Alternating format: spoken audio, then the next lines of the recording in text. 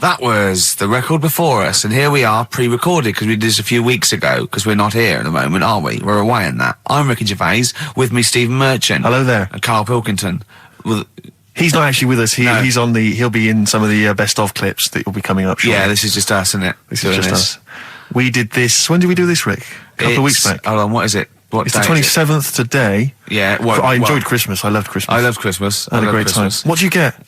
Loads of presents. So did and I. I'm glad they made it to number one. I'm really glad. Stroke, he, she. Yeah, I'm really glad that the pop idols, Cliff Richard, Westlife, made it to number one. Bo Selector. Yeah, just delete that. Yeah. Okay, well, we're going to play some of the best of, some of the greatest moments of the last 3 weeks. Yeah. Ever heard on XFM 104.9. What about this? Do you remember this one? Oh, which one is it? All right, so here's the first bit. What sort? No. The Pope. Yeah. What semi-precious... Sorry, Mrs. Robinson, we're going to have to let you go. Yeah. Go on. You are the weakest link, Carl. Goodbye. Yeah, go on. The Pope. Yeah, the Pope. Yeah, we've got the Pope. Yeah, that's not strictly a question. He wears a... He wears a dustman's hat. He wears gore-blimey trousers. Yeah. Does he live in a council flat? Yeah, he lives in a council flat. He wears a semi-precious stone. What's the stone? The Pope wears a semi-precious stone. What is the stone? You mean, what is it called? Yeah. What is it called? What, has it got like a kind of papal name? I think it's like, is it a 18-carat one? So we got to try and get the carat yeah. of the Pope's big diamond. He calls it Dennis. He calls it Dennis the Stone. Do they want the type of gem it is? Like, or is there some kind of papal name for it? Or do they want it like the Rosetta Stone? Or I don't know. I can't. Play a record. Play 2 record. Let's stop. Where's your head at? Basement Jacks. Right, okay, let's get this right. Have we knocked this on the head then? Is this not happening? Oh, here he is. Look. Here he is. Come in. How have you... Oh, God. I don't believe that. Oh, that's pathetic. I do not believe that. That's absolutely pathetic. Now, they won't believe this, will they? No. Right, No. if I say that Jonathan Ross just got his massive member out, and he is a big lad, come and sit down. I've got your tickets, Mr. Gervais. Thank you. What's going on here then? I mean, why are you dropping off tickets? Well, because, in the spirit of the Comedy Awards, we like to have the rising young stars of the British Comedy Awards. That's right, yeah. And that's me. Well, we couldn't find any this year, so we've asked Ricky whether he would sit in the rising young star seat, and I wanted to deliver the tickets personally, so there's no excuses if he doesn't turn up later. Yeah. I always suspected that you were sort of pretty well endowed. Yeah. And now we've seen, it's on webcam, That was just one of my cocks. That's the one you're wearing today. We don't say that. No, This is meant to be the happening young station. What's going on? No, you can't say stuff like that. You can't. Just careful what you say. Look after Julian Clary. Take you to the wilderness and he comes back in a person. Send you to the What happened wilderness? to you? That's Jesus you're thinking of, isn't it? Just because you're on everything at the moment. I walked in here and I came in there and I thought this is the young happening place, and what do I see in here? 3 old men sitting What are you talking about? I'm only 28, 27. You're wrecked. You all look wrecked. Well, that's because we're always partying. I was looking for some youngsters. Where's the youngsters? I wanted to see some tight leather pants. I wanted to see some foxy chicks hanging on you everywhere. What is it? It's a bunch of old blokes on a bloke up there washing up in a sink. But look at him. He even dresses for radio. Look This at is him. ludicrous. It's amazing. Looks like you're I love the fact you were on the phone to Gervais last night, weren't you? Asking his advice on clothes. Look at him. He's going for the man down the DSS. I like that look. That's a nice look. Have you got a single pair of trousers that aren't elasticated at the waist? They're maternity jeans, aren't they? They've got a whole panel that pushes The forward. thing is, what I do at the end of the week, I can pop these in the pan and I can make a nice soup with all the food that's encrusted in As them. his years as a homeless come to the fore there. Look at you, But one why- step away from Lawrence Llewellyn Bowen. I'd like to be that bit closer. But why are you dropping off tickets? Are you a little bit... Because I thought you were married and stuff. Why do you suddenly got this obsession with Gervais? Because I'm a bit rough, ain't I? yeah, it's like when you see Dale Winton out with those rough boys. I'd like to get one of my own. When a top celebrity in a lovely looking suit walks down the corridor with his penis out, Yes. I know that I'm still an attractive man. You've arrived. I was inaugurated in the same way. For me, it was Des O'Connor. It's like it's the passing on of the baton, if I may use that euphemism. and you've been battened. But it's fantastic. Well, it is a pleasure. I don't think I'm complacent just because I'm mixed with people like you. I still wake up and think, I don't believe it. I'm mates with Jono. Can I just point out one thing? Jono. I was listening to the show last week and I heard you, as always, revealing a little too much about yourself, if you don't mind me saying so. Yeah. Steve tried. Not as much as you. No, but that was just for the benefit of the room. Yeah. And talking about when you used to occasionally urinate in the sink. Yeah. When you were around my house last time and I came in and you looked a bit shifty. No, please reassure me. It was more ownership. I was like, I went to my territory, and then other people that come in that go, has Gervais been round here? It's like just marking my territory. Because my coffee the next morning had a hazelnut tang to it that I don't remember putting in. Can I just say something? Because I mean, I used to, mention to you, Gervais, when we first started getting involved in the business. Yeah. I used to say, if there was one celebrity I'd like to be friends with, it's Jonathan Ross. Yeah. Lo and behold, Ricky's befriended Jonathan Ross. I'm nowhere to be seen. But Not invited round. Ricky told me that I could be his friend, providing I never extended the arm of friendship. Right. Yeah, if you ever... I thought as much. He tries to keep everyone else down he works with, from the office, all the other shows. He tries to keep them down. I didn't even want you to come in. I wanted to meet you on the steps. Yeah. I didn't even want to tell him you were around. But you called. He went, who's that? And he saw your name come up and he went, well, can I meet him? Well, you're coming tonight, aren't you? This isn't Radio 2, by the way. These links are way too long. This is snappy radio. We have to play...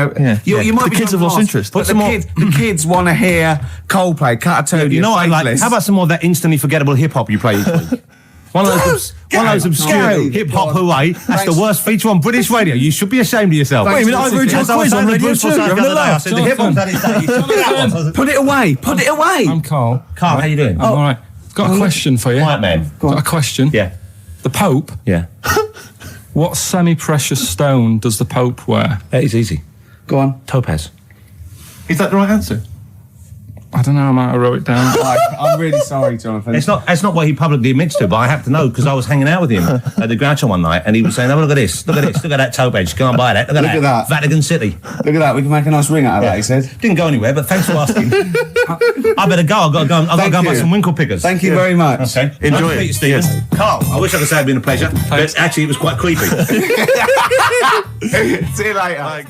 And we just had a text here that says, and I don't know what truth there is in this, as ever, but John says there is apparently a nude bike ride today in Hyde Park. Now, I can't believe that's the case, because I don't think it's allowed, is it? You can't ride around with your veg, can you? I don't know. Why would you want to? Well, good point. On a bike. On a bike, I love the fact that that's what disgusts him. I want. Do you know what? If we did appeal for a nudist to call in, I'd want a very specific sort. I want a German nudist, a middle-aged man called Helmut. Okay. If there is any, or the closest one to it. So I want a middle-aged man from Germany. If your name is Helmut, you're in. But I'll accept Hans. Carl would be good, wouldn't it? All right. Yeah. I think I'm wondering if the age might. Maybe we could broaden that Okay, out just a German nudist bloke. Right. Can he at least be fat? Can I find a fat German fella? If your name's Helmut, we're going to give you a big prize. Yeah. But any fat German fella who likes to get his sausage out. Sure. Okay. It's sauerkraut. Yeah. What's the phone number? 0871 222 1049. It'd be good just to get an email or a text with a contact on it, and then I can just call them up in the week. Sure. And 83936 is the text number.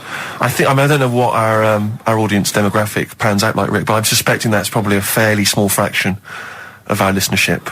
I know, but there must be someone out there. If you know a fat German who likes to get his tackle out, phones are going. Straight away. Just answer it, Carl. Just answer it. Just pot that. it could be anything. Well, just see what it is. To be fair, it could be a nutter. But just say hello. Just tell your turn. It's not straight away. He'll stay there, won't he? He'll stay there. Well, answer it. Answer it. Leave it. Answer it. Oh, you see this? It's gone. It's gone. There you go. He bottled it. So, just as well. Well, you took too long to answer it. There's a vicar in Australia who's started sort of doing his services and all that in nude. Hot, isn't it, out there? Yeah, Where'd you get the churches aren't. Churches are pretty cold. It was on some website. Of course it was. Yep. Just saying about a vicar and that who's there's a lot of nudists and that who want to get married. Do it, don't mess about with the wedding dress and that. Just snip up. Cheaper, isn't it? Well, I suppose it's so. I suppose if you believe in God, you believe that that's the way to be, innit? Because Adam and Eve and that. Yeah, but then in Adam and Eve, the shame made us dress up, didn't it? Yeah. Eating the apple and things. Yeah, but God didn't want that, did he? No, he wanted to see it all. He was loving it. He was having a whale of time getting a life full of all of that, and then the snake said, cover yourself up. Stitched him right up. The brilliant Blur, Out of Time on XFM 104.9. One of my favourite singles of the year, and that's another thing. We'll be playing our favourite singles of the year, as well as our favourite clips of our own show. Rick, I imagine if people have got a bit of Christmas money, They're wondering what they can spend it on. Office DVD. Well, other than that, these guys have got some ideas. What, adverts? Brilliant. Ooh, those boys can rock there. That's the Guns with All Their Roses and Sweet Child of Mine. On XFM 104.9. I enjoyed that. Yeah. That was good. It rocks. I hope the audience was playing it loud like us. Yeah. Ricky Gervais, Steve Merchant, Karl Pilkington. Well, look at him yawning. How rude is that? Carl, what's wrong with you, man? Have you been up late? A little bit. Girlfriend was away, wasn't she, yesterday? Yeah, I always have a problem with that. I always have, because you don't go to bed, do you, early? Do you know what I mean? You sort of think, I just always find that thing that if, you're used to living with someone, one of you will go, let's go to bed, then you'll go, all right. But when you're on your own, you go, You just forget to go to bed. I just stay up. Okay, stop eating now, Carl. You've ate all the food. That's just a plate. All right. Okay. Yeah. No, I stayed up and watched, there was a thing on about Dracula. Right. What, Dracula? And I found a flaw in it. Go on.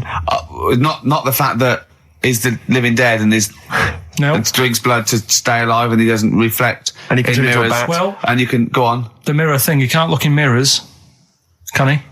Well, he can look in mirrors, but he can't see himself in a mirror. Yeah. That still doesn't work. Go on. Go on. It doesn't work at all, Carl. It doesn't work. Go anyway. on. Well, Centre parting's always really neat. His centre parting's always... how does he do it if he can't look in the mirror? Blood on the floor or something it was called. Rubbish. I love the flaw in the Dracula film is that his centre parting's too neat. How did he do it without a mirror? Oh. Was it a documentary about Dracula? No, Yeah, there was the real Dracula. The real Dracula. Yeah, the real Dracula. The It's true just a film. It had blood on the floor or something. It's called. Yeah. It's rubbish. We had a little lunch yesterday, didn't we? We did indeed. That was a nightmare. Yeah. I hate going out with you two. I was explaining to Carl, right? I like to excite Carl's imagination, right? And if it involves chimps or monkeys, all the better. Brains he likes, parts of the body, deformity. I know where to, what buttons to push. And I told him about this thing. I don't know if any of you out there know about this, but there's an experiment they did in the 50s, a clinical psychology experiment where your two hemispheres of the brain, okay, they're joined by a thing called the corpus callosum, right, which is just a little flap of skin, like a little scarlet lead that joins your two hemispheres. And what they did, they cut that in half, and they thought it was a cure for schizophrenia, but what it turned out to be, or epilepsy, I think, I can't remember, was that your two sides of your brains didn't function together. You couldn't get information. I was telling Carl all this thing, and one of the things I told him was that they did it on a monkey, and it fought itself over a nut. Like its right arm was connected, by its left lobe of the brain, and it was fighting over itself. And Carl went, instead of thinking this is amazing experiment, he went, would it have been happy if you'd given it two nuts? Yeah, I know. Well, you started off by explaining it. I remember you mentioned, because I was watching the two of you as you were describing it to me, you said, of course, one side of the brain deals with symbolism. And as you said the word symbolism, I noticed Carl drift away from looking at you, pick up his mobile phone and start pressing buttons randomly. And I thought it was the word symbolism that got him. And I noticed it took you just a moment longer. And I think the first thing you said was, when did I lose you? Yeah, I knew I'd lost him. It's extraordinary. And he doesn't even try to disguise I said it. nomenclature at one point as well. Right, yeah. And I knew I was dicey with death there. Yeah. But, Yeah. but I told you tried to look it up, didn't you, on the web? You didn't find anything about it, did you? The spelling of it's, what is it again? What's the word? Corpus callosum. Yeah, so I couldn't do it. No, it's no point. Yeah. Don't bother. Give up. Don't bother. Give up. So if anyone knows any interesting facts about that, But yours hasn't been cut in half, has it, Carl? That would, again, might explain something. I'll tell you what we will be talking about later. I don't know if you're sort of aware of them, Steve. Go on. Bonobos. Oh, I don't know much about bonobos. I told him about he was looking for stuff. I said, put in bonobo. He was having no luck with chimp. And they're a form of chimpanzee, but they're even closer to us, evolutionarily speaking. They've got their social groups are more like ours. They're more intelligent. And he was loving it, weren't you? So is it human bonobo Carl? Is that how it works on the evolutionary ladder? Chimp Carl. Yeah. Yeah. Talking about them. So we're talking about bonobos. You're excited about that? Yeah, That's yeah. Coming up in Monkey News? No, I think it's a bit of a monkey bonus. Because my auntie Nora, she same thing, pumped her with loads of drugs. She used to have a cabinet next to the bed is like boots. She's got loads of stuff, right, for all sorts of stuff. And I mean, she's not that old, but she's on loads of stuff, right? She's a bit coked up, is she? She called up my mum once. And, Yeah, you told us this. Go on, tell it again. And she said, "Oh, how are you doing?" and that. She said, "All right." Bit worried though. My mum said, "Wow, what's up?" She said, "I've been breaking wind." So she goes, "Well, you know." She says, "No, but this one is going on and on and on." And she was like, she was like, what do you say? What's like passing wind, farting for 5 minutes. one thing, not like, you know, trumping and then nothing. Yeah. Continuous drone of a fart. Yeah. I don't think she had. How big was she? She must be the size of a barn. No, she's not that big. She's good for her age. No, but I mean, quite slim. No, It's but just- fighting for 5 minutes. Where's all the gas? Was she circular breathing? Was she sucking it in with her mouth? It was just, I don't know that much about it. But she called up my mum.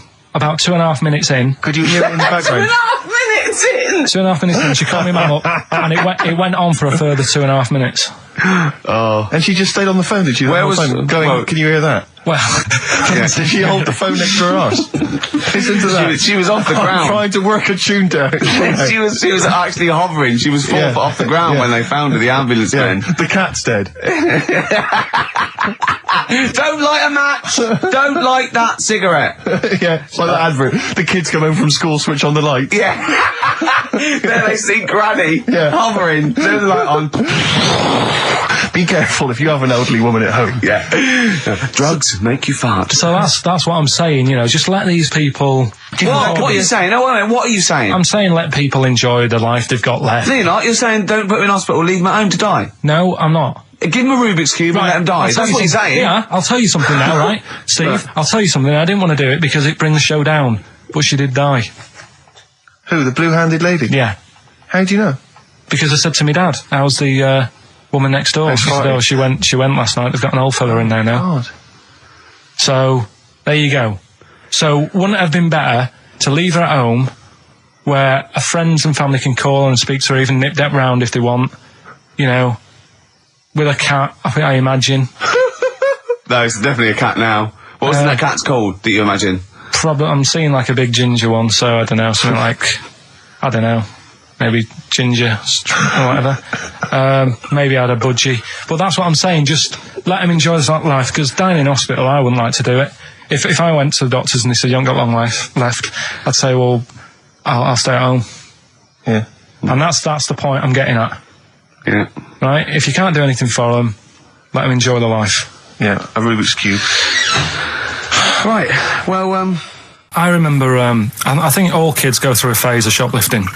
Well, and when I was going through it, I used to just little things, just like magic markers and magazines, Mars bars, that sort of thing. Yeah. And one day, right, that my mate Anthony, his mum called up my mum and said, I've got to meet up with you. I've got to have a word with you. And she said, what about? She said, I don't want to talk about it over the phone. So she goes, oh, right. Well, yeah, come round tonight then. So anyway, my mum sees me. She don't want to be in an awkward position and, like, be a bit embarrassed and what have you. So she sees me and she goes, right, Anthony's mum's coming round. What have you been doing? Yeah. So I go, oh, God. I said, I've been nicking stuff. So she goes, like, what? So, not big stuff. I've had a few calculators and Mars bars and stuff. how many? I'll just work it out, hold on. Works out at 7.2 per day. So, how many calculators do you need? So, anyway, so it was when that phase. You failed maths, didn't you? Everyone wanted a calculator. It was like a trendy thing, wasn't it? Right, oh, yeah. In Manchester a couple of years ago, yeah. So anyway, so I told her all this and I confessed to, like... Computers will make it there one day. I confessed to... There's magic in the back of battery. Go on. Confessed to nicking all this stuff. She comes round, she only wanted to borrow some money. Brilliant. She said, oh, I don't like asking. I was a bit embarrassed to ask you over the phone, but can I borrow 20 quid? Oh, that's fantastic. And there's me. Bloody... That's great. And it's similar sort of thing to yours. And did you? And he went, hold on, I'm going to work out the interest on that. I bank 10%. She'll owe you £4.40. Yeah. Oh, dear. So your mum was a loan shark. yeah. And did she mention She went, that you did nicking stuff with that other? Because what I'm saying is, presumably you got your mate in trouble. No. Right, you didn't. That's great. Anyway, should we have some more music? Because we've been waiting for hours. What are you going to play, Carl?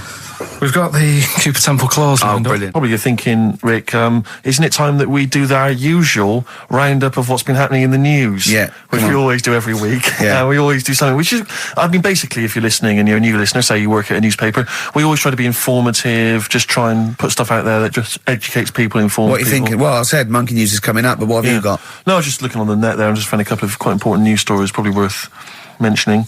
Policeman caught photographing. I don't know why it makes me laugh. It's just the phrasing, I suppose. It's the headline. Policeman caught photographing up woman's skirt. No, he wasn't up there taking a picture of Big Ben. No. He wasn't going, can I just sit up here? I'm just going to take a picture of that seagull over there. No. He was facing the camera up a woman's skirt. He was indeed. Right. A policeman in Japan is facing disciplinary measures after he was caught photographing up a woman's skirt with a hidden camera while on duty. The 42-year-old sergeant, who's not been named, used a digital camera to secretly snap the shots when the woman was reporting a stolen bicycle. So he was actually doing his proper job.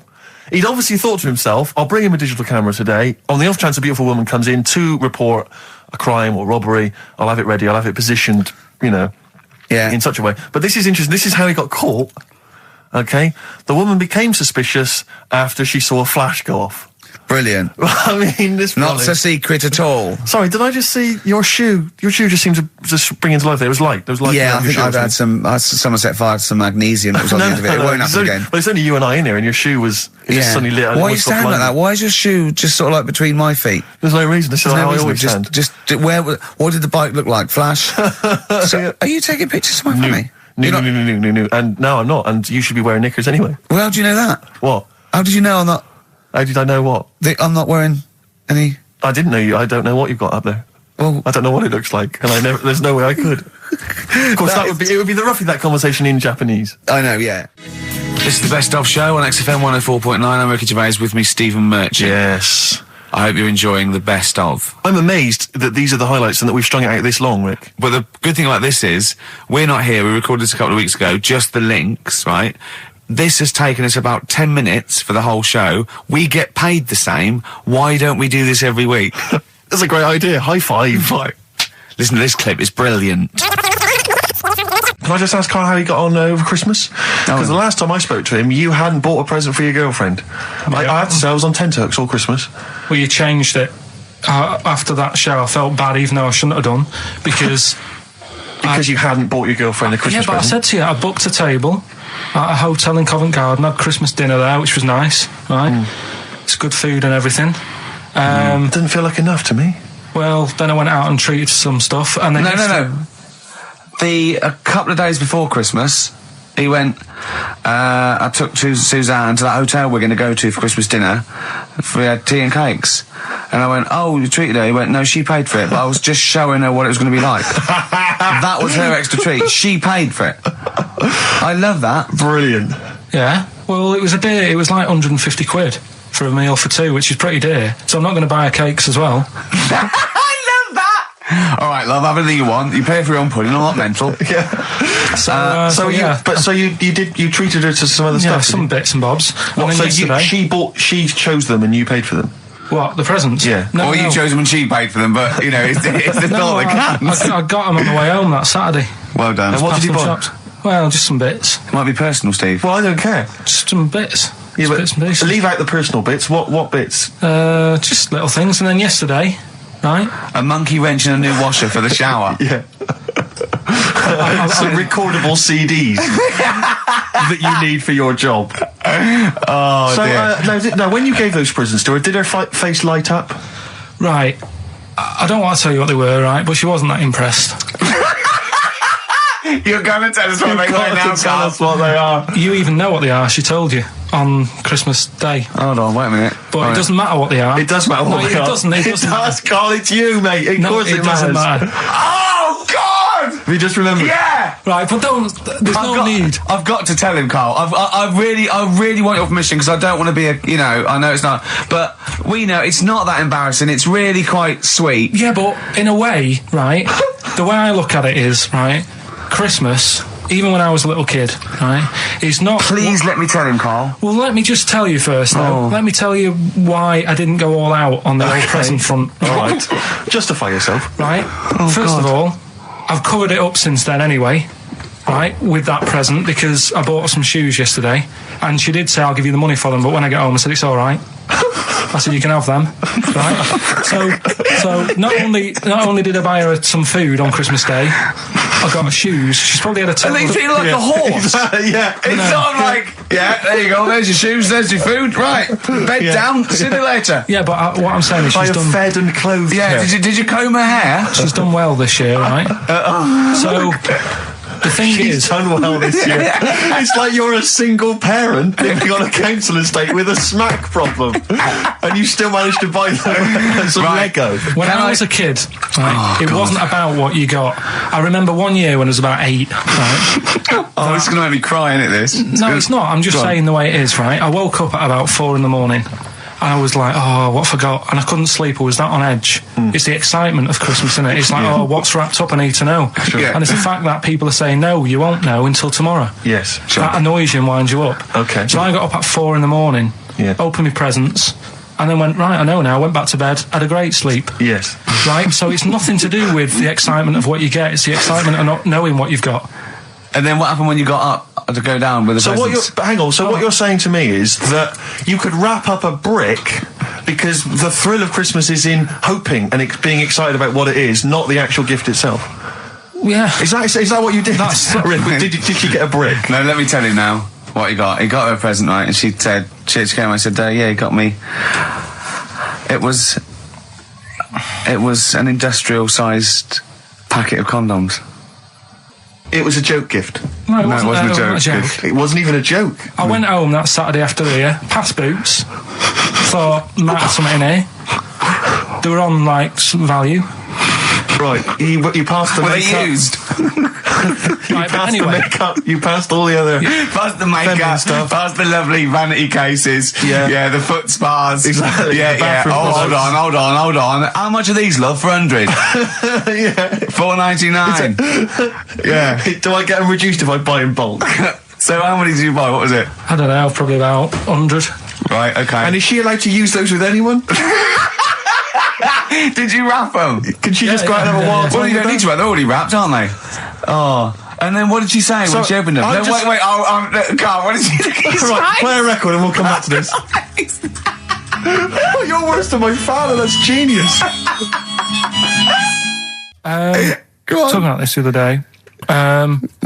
What was it now?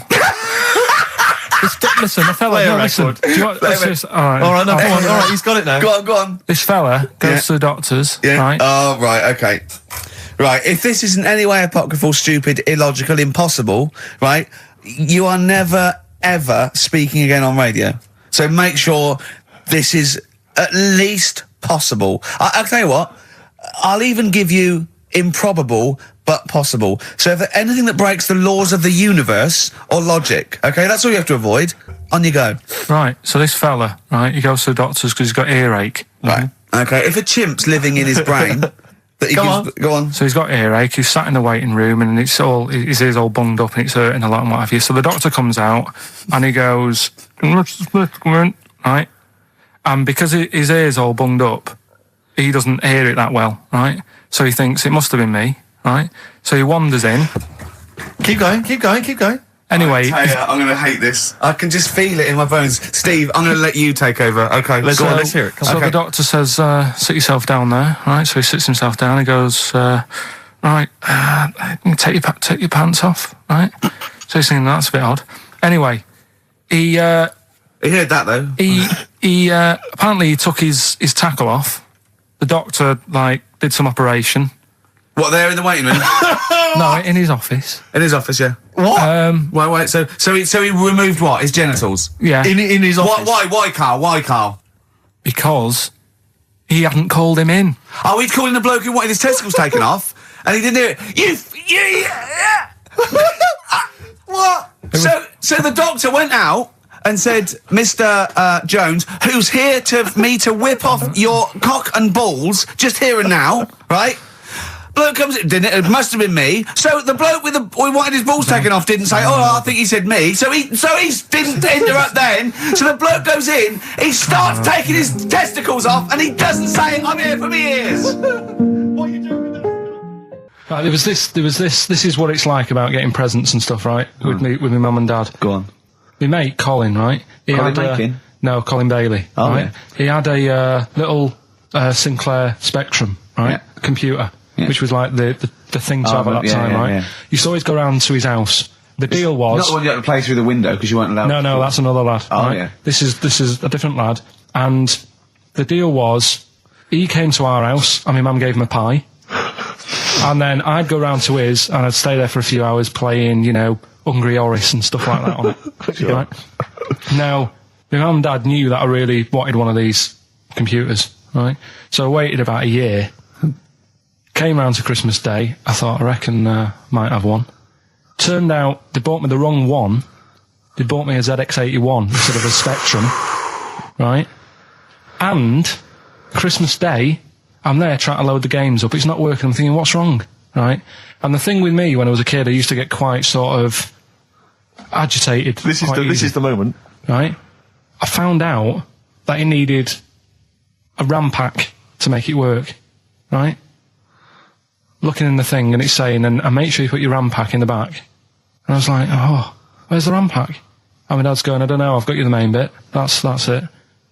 So, I was that wound up, I just was sick, right? Just sick. I didn't feel sick or anything, I just was like, oh God, went to the sink, just sick. Because I was that on edge about it. I said, come on, we've got to get one. And my dad's like, Tandy's shut, we're not gonna get anything today. Ruined again, Christmas Day. That was after the year when my train set got blown up by our kid. The following year, no RAM pack. And now you ask me, why don't I get good presents? he's scarred. He just I'm gonna die. Honestly, I'm gonna die. He's just screaming sick. Yeah. There's no RAM pack. What? Did you get to the bottom of it? Why wasn't there a RAM pack? You have to buy them separate. Oh, okay. What do you mean I can't play Frogger? Oh no. So, wasn't there another incident when you threw up? Spontaneously threw up? Through sheer anxiety? I do get it. It's not so much now because I've relaxed a bit, but as a kid I used to be quite on edge all the time with certain things. Do you think that's what happened to your cat that kept being sick? That it didn't get the food it wanted and it just threw up? Do you remember that? Yeah. God, so they shaved it. Look at Gervais with me, Steve and Karl. Karl, why have you got a headache? You got a headache? Just a bit stressful because the moves on this week. Are you moving house? Oh, by the way, the XFM listeners came round to my house and bought the futon and table. Did they? Were they happy with it? Quite normal. They were well happy. Yeah. Couldn't believe the luck with it. What do you mean quite normal? What do you mean quite normal? Well, it's always a bit scared, isn't it, getting people round. I imagine they were scared. And were they excited to see you? Could could you tell that they were pretty pleased to see you? No, I don't think so. I mean, you're Karl Pilkington. Yeah, but the fellas sort of, they brought the whole family round, which was a bit odd. Well, it's not often they get the chance to visit a living creek. Anyway, no, they were nice. And you're moving now, yeah? He said he phoned me up today. It was absolutely tipping it down. Right? He had to cycle in, right? Because he said, because of the move, he doesn't want to leave his bike round there. Right? And he said, and Suzanne, I can't say this in case he's listening, can I? He won't know. He said Suzanne's hired the oldest removal man in London. You should hear him. And the thing is, right, we booked him because everyone else happened to be booked out, but this fella's free, right? So he called up this morning. I've never spoke to him, but he was on the phone. He sounded about 90. Yeah. Carl thinks that he's going to have to do all the work. And the thing is, right, cheap. It seems to be cheap. He wanted some Werther originals. Right, listen, he seemed to be cheap because it's £50 an hour. But how long is it going to take him? Yeah. Oh, that's genius. When's the move on then? When's the... he's coming round. He came round today to bring some empty boxes, and he was struggling with them.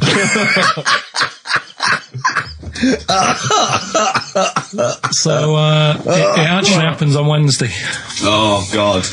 Anyway, so Rick, I noticed that you were laughing and almost had a heart attack. Doesn't bode well for the boxing match, does it? Cough at the moment, haven't I?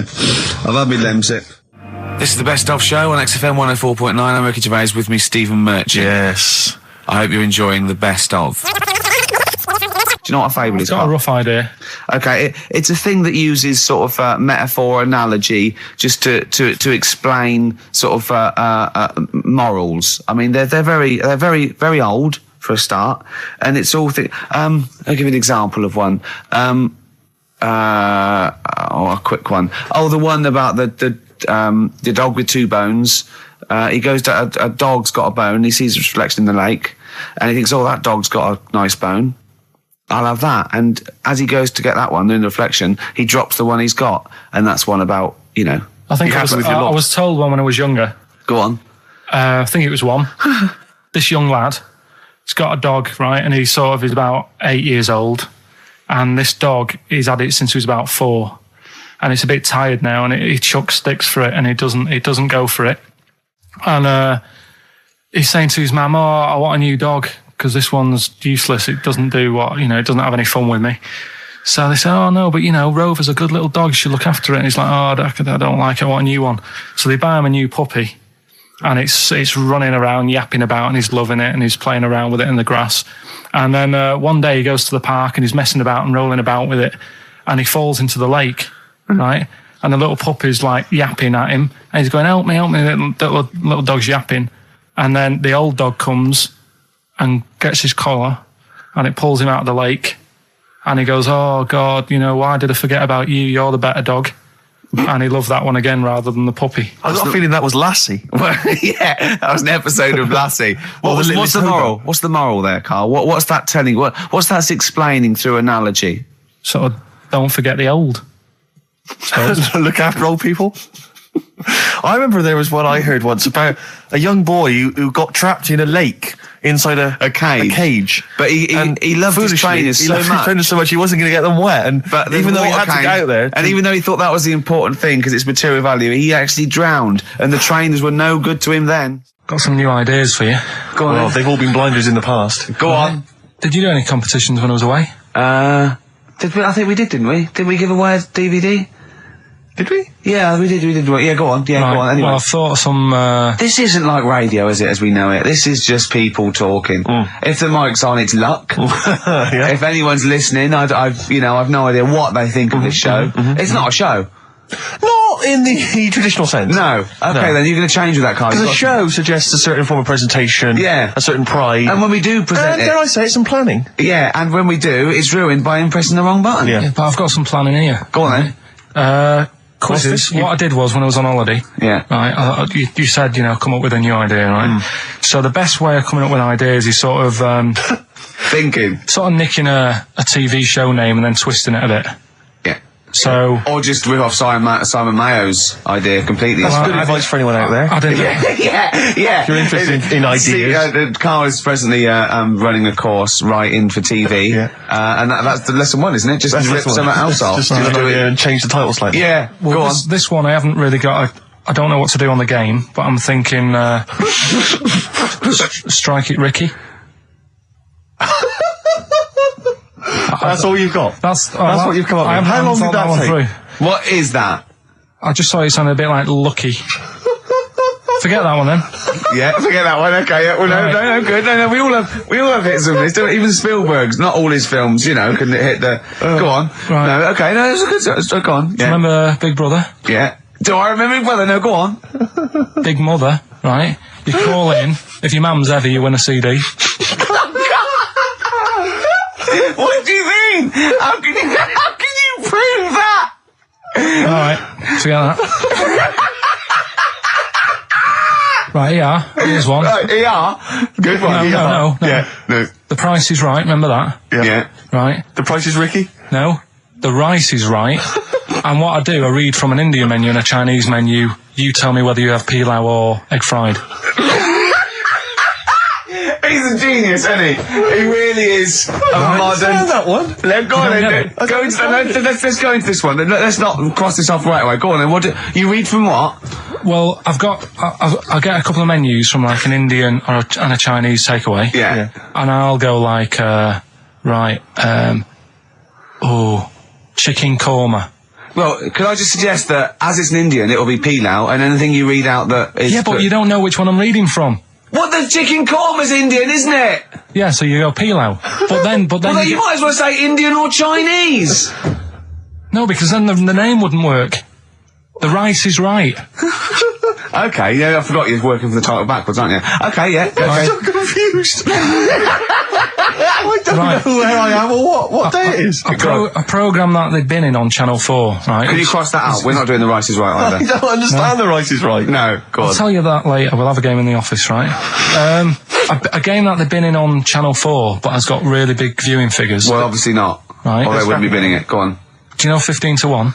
Yeah. They're getting rid of that, right? Are they? I'm thinking 15 Taiwan. Get some items that are made in Taiwan, right? Get 15 items, and I say what they are, and then you go, oh, I bet it's the vase. Or something. That's the one that's made in Taiwan. Yeah.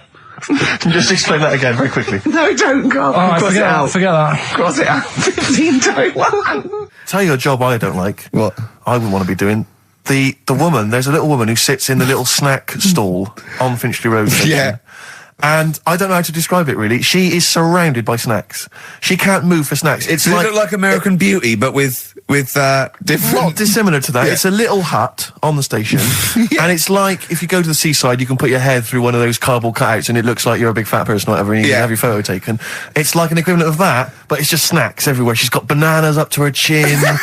She's got chocolate coming down to her eyes, crisps either side of her. She can't move. She can't do 360 degrees. She's like packed in there. I don't know how she gets in there. I think they put her in there first, and they put, pour in the bananas. Yeah. Then they go pour in the nuts. She has 2 hours of makeup before they exactly, yeah. dressing her in there. Because I'll ask for something from the fridge, and she cannot turn her head to see. She has to go by feel alone, just to feel the fridge and get stuff out and pass it. And often I'll say, that's not what I wanted, but she can't. You've got to let her off. It's extraordinary. Dear. But there's no music playing. Does she have to sell her way out of it? Exactly. if it's a slow day, she's stuck there till the next day. Yeah, it's like a world-breaking attempt. Yeah. Carl, what job wouldn't you want to do? Well, any job. You're a lazy... You're joking, aren't you? I've done loads of stuff. I'm quite happy now doing what I'm doing. Yeah? You look happy. Trying to think. You sound happy. Yeah, I mean, calm down. You on drugs? I'm all right. Are you on happy E? before England have won and that. I'm happy for them. Yeah, go on, happy for them. I'm happy in that. Yeah, what do you mean happy for them? We are England. Happy for us. Yeah. I mean, we didn't play. I did very little towards it. No. It was mainly Johnny Wilkinson. Yeah, I barely contributed. Switching on the TV was about as much as I did. Exactly. And shouting, come on! Yeah. Talking about jobs and that, though, I was reading the other day about, rubbish jobs that people have had and stuff. I haven't got time when I'm at work, man. I just get on with it. I'm not squiddly diddly. Fingers in pies, different jobs. Go on. Do you know Ivor the Terrible? Ivan. His Russian. Yeah, that was the Welsh fella. Who was bloody awful, but not as bad as his Russian cousin, Ivan. Go on. He had a fella doing some work for him. Right, this fella built his house. After it was done, right, the terrible fella was like, fella Ivan. He was going, oh, it's brilliant. You've done a good job there. Yeah. I don't want you to build another one like that. Took his eyes out. Just stopped him making an house like that. Yeah. Blimey. That's bad, isn't it? Why didn't he take away his trowel? Then he could have seen, but he couldn't have built a house without a trowel. You can't build a house without a trowel. Yeah. I suppose he probably later thought that once he'd been nicknamed Ivan the Terrible. Yeah. He thought, why? Because you gouge people's eyes out. Yeah, but I didn't want to build another house. I know, but take his trowel away. What would I have been then? Ivan the crafty at most. Exactly, yeah. Ivan the jealous, Ivan the spoilt brat. But gouge someone's eyes. That is bloody terrible. I'm surprised you're not called Ivan the... Do you know what I mean? You're going to get on in history like with Vlad the Impaler. Yeah. He's mainly remembered for impaling people. Yeah, he did a lot of other stuff. Did a load of great charity work he did. The impaling is the thing that's really gone down in history. When were you reading about Ivan the Terrible? No, it's just or Ivor the Terrible is the thing you remembered from this informative article? No, it was just little bits like that. Talking about him, there was a thing about someone who worked for that fella who painted the ceiling. Sistine Chapel? Yeah. There was a thing, a woman who worked for him in his house. And I love how you assimilate information when it's just bordering on the academic or just the interesting and true. It's wonderful. Ivor the Terrible gouged someone's eyes out 'cause built him an house. That fella who painted that ceiling had a woman work for him. Imagine if you wrote that down in an essay. Imagine if you wrote that in a school essay. Well, you'd probably end up with not getting a grade, or or thinking you turned up to more than you had. Exactly. Anyway, the woman who lived with the woman who lived in a shoe. Go on. Yeah, there was this woman who lived with him, and she used to go out and do all this shopping and that. Yeah. But because she couldn't read or write, he used to have to draw everything that he wanted.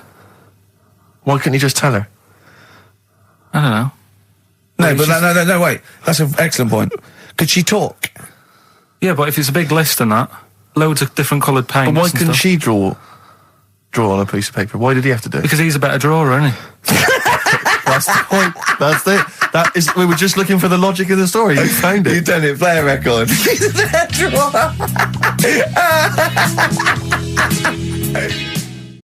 We should go in a competition. Who's the tastiest cartoon ever? Well, actually, I threw up G-Terror. I threw up Jessica Rabbit. I've had some people contribute here on the email. We've got someone here. Dom has emailed us. He's told us that for him, Daphne from Scooby-Doo. Yeah, popular choice. And obviously, this is one I've never quite understood. Wilma from the Flintstones. I've actually always felt that Wilma. I don't know. I just thought she was a bit. No, not Wilma. Hungry. Betty, surely. Yeah, Betty. Well, this is what I'm saying. Wilma. I mean, yeah, Betty, surely, but Wilma. No, I mean, she's quite homely. Betty, come on, Steve. You wouldn't say no to Wilma. No, I suppose not. If it was I'd be worried about Fred if he found out. I'd hate to do it, you know. I don't want to do it to Fred. He's a good guy. He is, isn't he? He's a bit of a jump. Whereas Barney, to be honest, I don't think he deserves Betty. Do they both work in the quarry? Because, I mean, let's be honest, Fred, not a smart man. I mean, he obviously didn't come out of rock school with anything other than a couple of basic O-levels. I know, but he's a hard-working, sound sort of guy. They got a big house, they got like a TV, they got that bird thing. Yeah. I be honest, if I was Fred, I would be a little bit disappointed that my kid does nothing, whereas Barney's can lift up sort of tall buildings. Sure. Bam, bam. He's a very strong... You know. I mean, interestingly, Fred loves his job. He's always yabba-dabba doing at the end of the day. He does the whole day lifting rocks from one place to another. I'll tell you what, I wouldn't take that from that cat, though. I would. If a cat picked me up by the scruff neck and put me out, right, on the doorstep, I'd go mental. I'd get rid of it. It is a saber-toothed tiger, though, Carl, so it could rip him to shreds. It's not like a normal domestic cat you have nowadays. You know when they go to the drive-in at the beginning? Yeah. And they order, maybe some ribs. Yeah, that huge rib, and it tips the car over. Yeah. Was that her first day on the job? Because I've never been ordered before. Yeah, I always thought she'd have realised. Yeah, we're out of pig. We've got Brontosaurus rib. Exactly. He goes, won't that knock the car over? No, it won't. I don't know. Rick, can I tell you now? That was an accident waiting to happen. It was really, wasn't it? Yeah. And it did. Oh, dear. Mind you, I went to Texas once, and I had some ribs, and it was like the Flintstones. It was huge. And not only did it look too much like an animal that I couldn't actually eat it, I don't know who could eat it. I mean, seriously, it was 2 foot long. Yeah. And it was like half a rib cage. And it's incredible. My friends lived in Texas for a while, and they once were in a kind of diner, and there was you know those kind of benches that are attached to the table itself, like a kind of picnic bench. Yeah. And this huge fat guy came in, he came wobbling, he ordered like this kind of everything you can eat meal, and his fat kind of sort of his big fatty fatness fatted on the fat table. It wrapped itself around the table and everything. He was chowing down, and when he tried to leave, the table came up with him. Oh no! Imagine that! I mean, they are fat, aren't they? They're big people. They're huge people. But it was that thing we were talking about before, that bloke on Jerry Springer's show who was like 80 stone, right? Now, I felt quite sorry for him. He was really sad and he was crying. It is rad, but my point is this, right? When he got to say 50 stones, didn't he go, that's too much, That's not enough.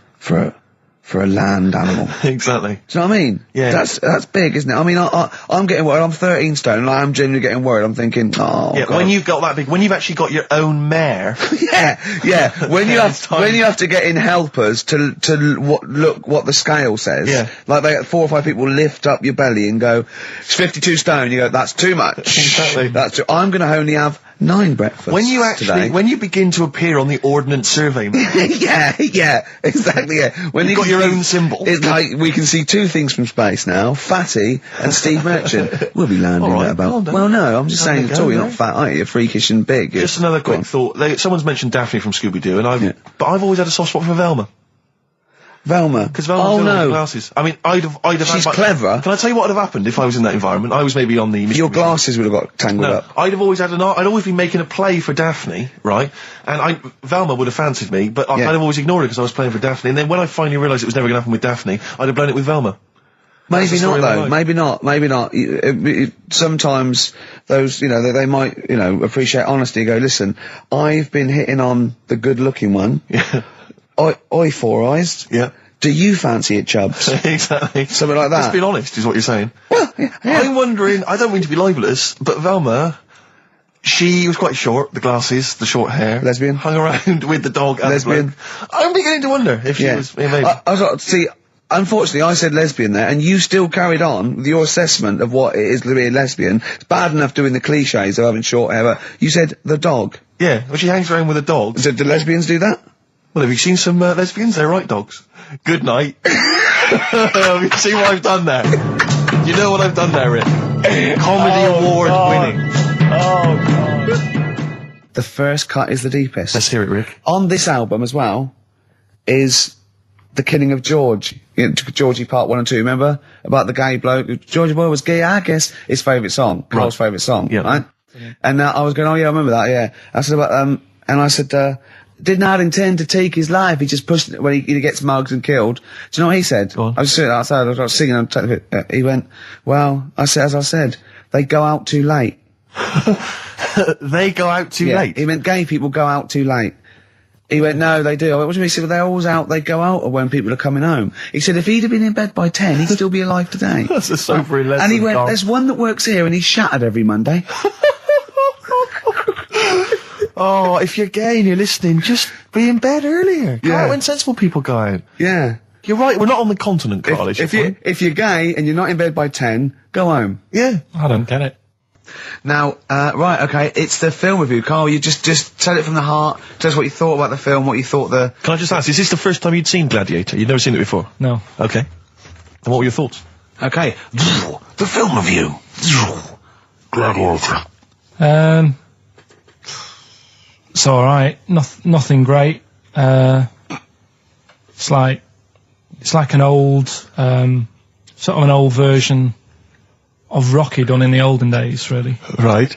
A bloke fighting other people. Sure. How sort of well known is the story? Do you reckon people know the basics? Well, just very quickly, just do the plot. Quickly. There's a guy called Max. Maximus, yeah. Yeah. There's Caesar, and there's Caesar's kid, and Max goes to war, sort of wins it, comes back. Caesar says, you're good at what you do. I wish my son was as good as you. So I want you to be in charge when I die. His kid finds out, a bit annoyed about it, kills his dad, because he don't want anyone to hear that he said that he wants him to be in charge. Yeah. So his kid gets in charge and thinks, I'll show you. You're not going to be king, I am. You're going to be a slave or something. And then, next thing you see is... Sorry, can I just stop there? My only thought is the film's 3 hours long, so maybe we shouldn't go through the whole plot. We've done the first 10 minutes, but go on. So, yeah, he's a slave and then... Yeah, but then, that was an interesting bit that I thought, right? I mean, I was watching this with a girlfriend, she was already annoyed because she wanted to watch Friends on E4. Okay. Yeah. It was a good episode as well this week. Was it? Yeah. Don't tell her that. Okay. Right, so she was annoyed and she said, come on then, put it on. And I got it wrong straight away because it says on the back 149, so I thought that was an hour and 49 minutes. It turned out it was 149. No, I thought it was 1 hour 49. Yeah. But it was 149 minutes. Sure. So it overran anyway. By 40 minutes. Yeah. So anyway, the interesting bit was where he was going across the desert on a horse. And I think to show you how long he'd been going across the desert on his horse, he's showing you a shot of the horse's knees and they were bleeding. And I just wondered whether that's what horses do if they run for a long time. Do you know? I don't. Good. Right, so anyway, so he goes on, he keeps going on like this.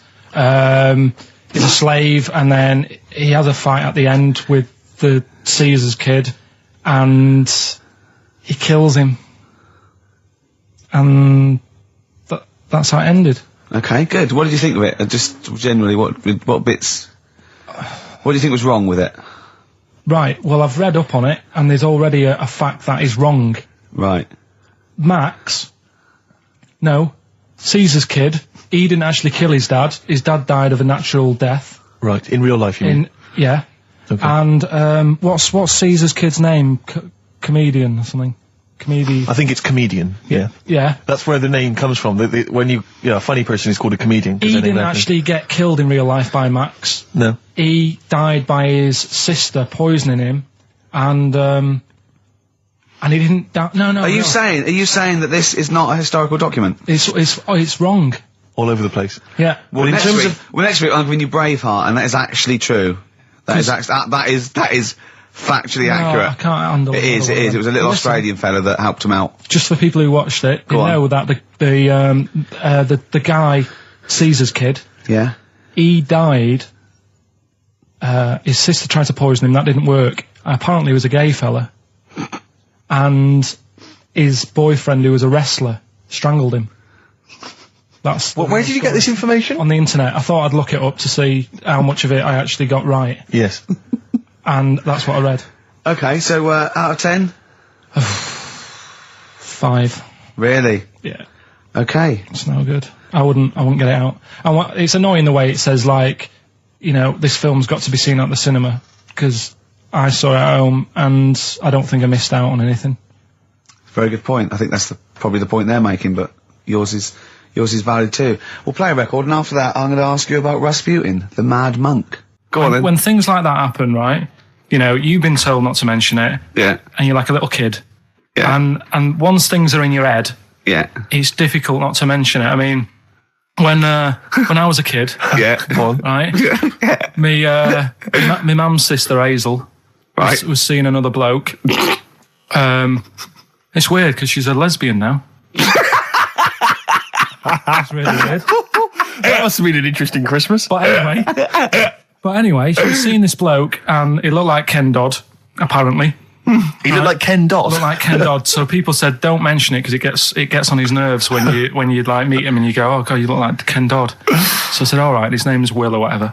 And I was introduced to him. First thing I said, nice to meet you, Ken. Did you do it as a joke, or did you? No, because you know when you know that it's like, I'm not allowed to say that. I can't say that. I mustn't say that. Can't. And then I saw him. I thought, Jesus, does look like him. It just came out. Was it Doddy who turned her into a lesbo? Do you think? Well, he wasn't a good-looking bloke, so possibly. She started going out with Esther Ranson though, which is weird, out of the frying pan. What was the story with the lesbianism then? How did she announce that to everyone? What age was she when she realised? Well, I mean, we're not a close family. Do you know what I mean? We're not a sort of family who keeps in touch with everyone. And I think my mum called her up one Christmas and sort of said, you know, how's the Diddy men? Yeah, how's Nutty Ash? And she said, oh no, I'm not. I don't do that anymore. I'm knocking about with Sandra or whatever. Right. And it was like, oh right. Not big butch Sandra with the big earrings and the skinhead. He used to live down the road from you.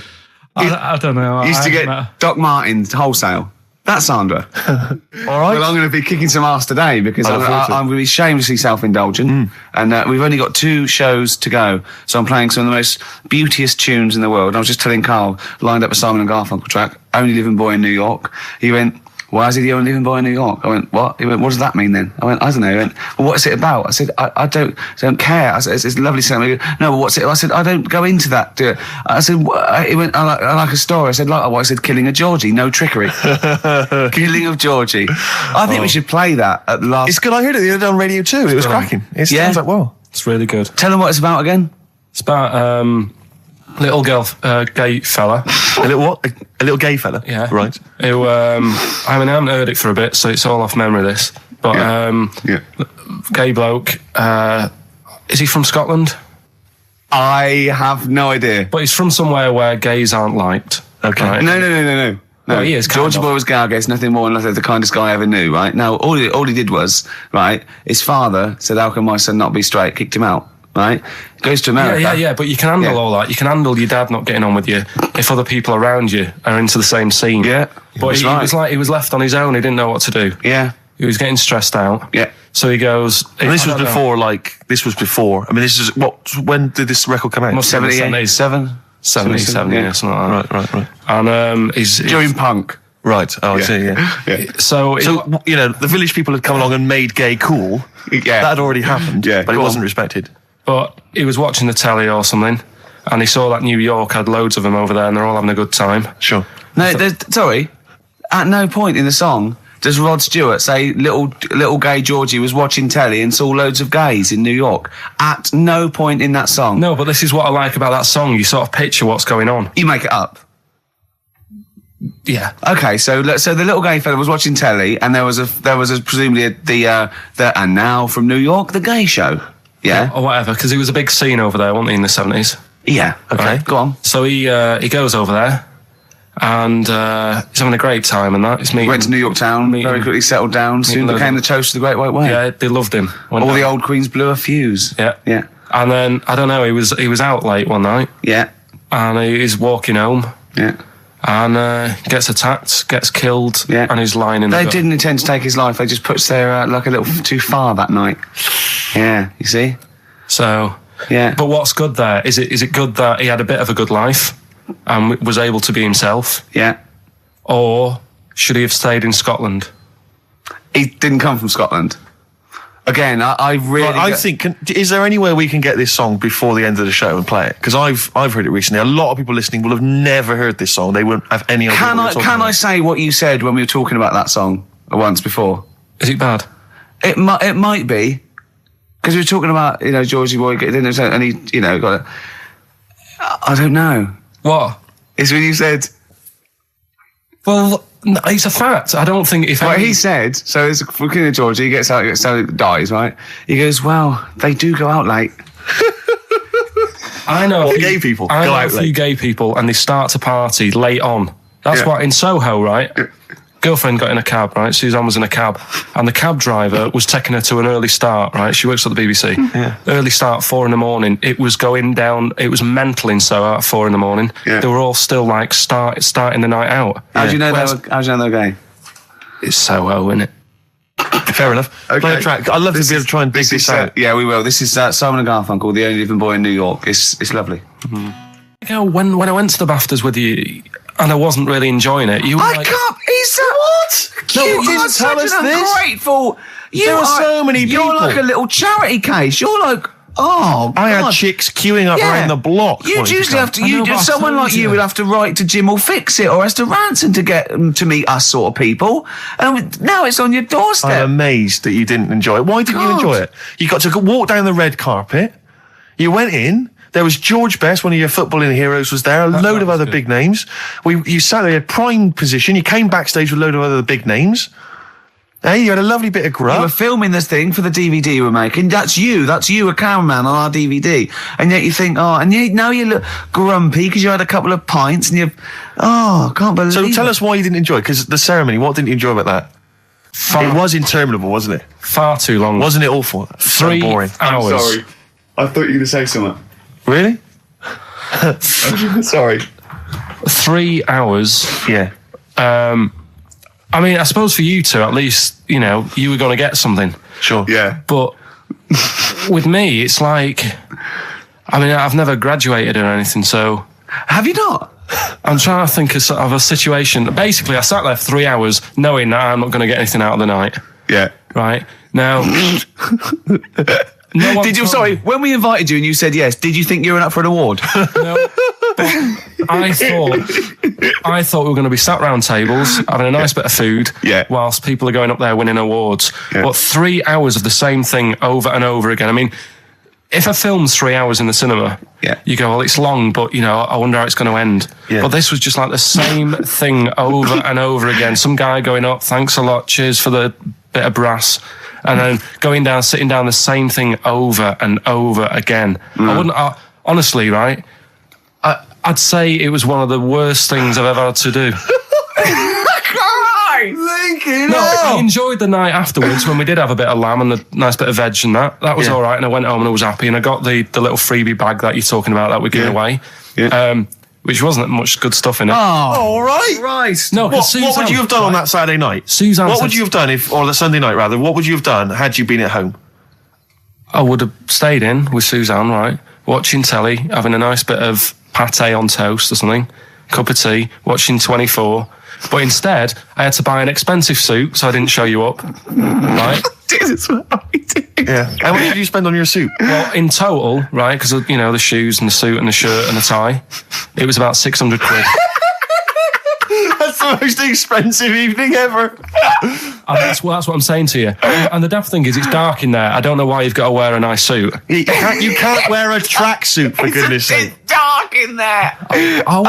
No, just the shirt and that. It doesn't make you a better person wearing a suit. No, doesn't make you a better person. No. We're not claiming it made you a better person. No, but that annoyed me.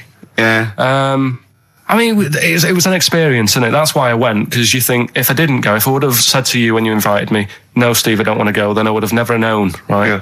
And that's my sort of thing in life, right? Yeah. If something comes up, you should take it, even if you're not going to like it. It's a bit of an experience. Right. Do you know what he said to me? I phoned him up because we had to meet up. And obviously he had to pose as my gay lover. Yeah. To get in, right? Yeah. He phoned me, what? You said something to me like, I bought a suit, I'm looking good. He said, I'm looking good.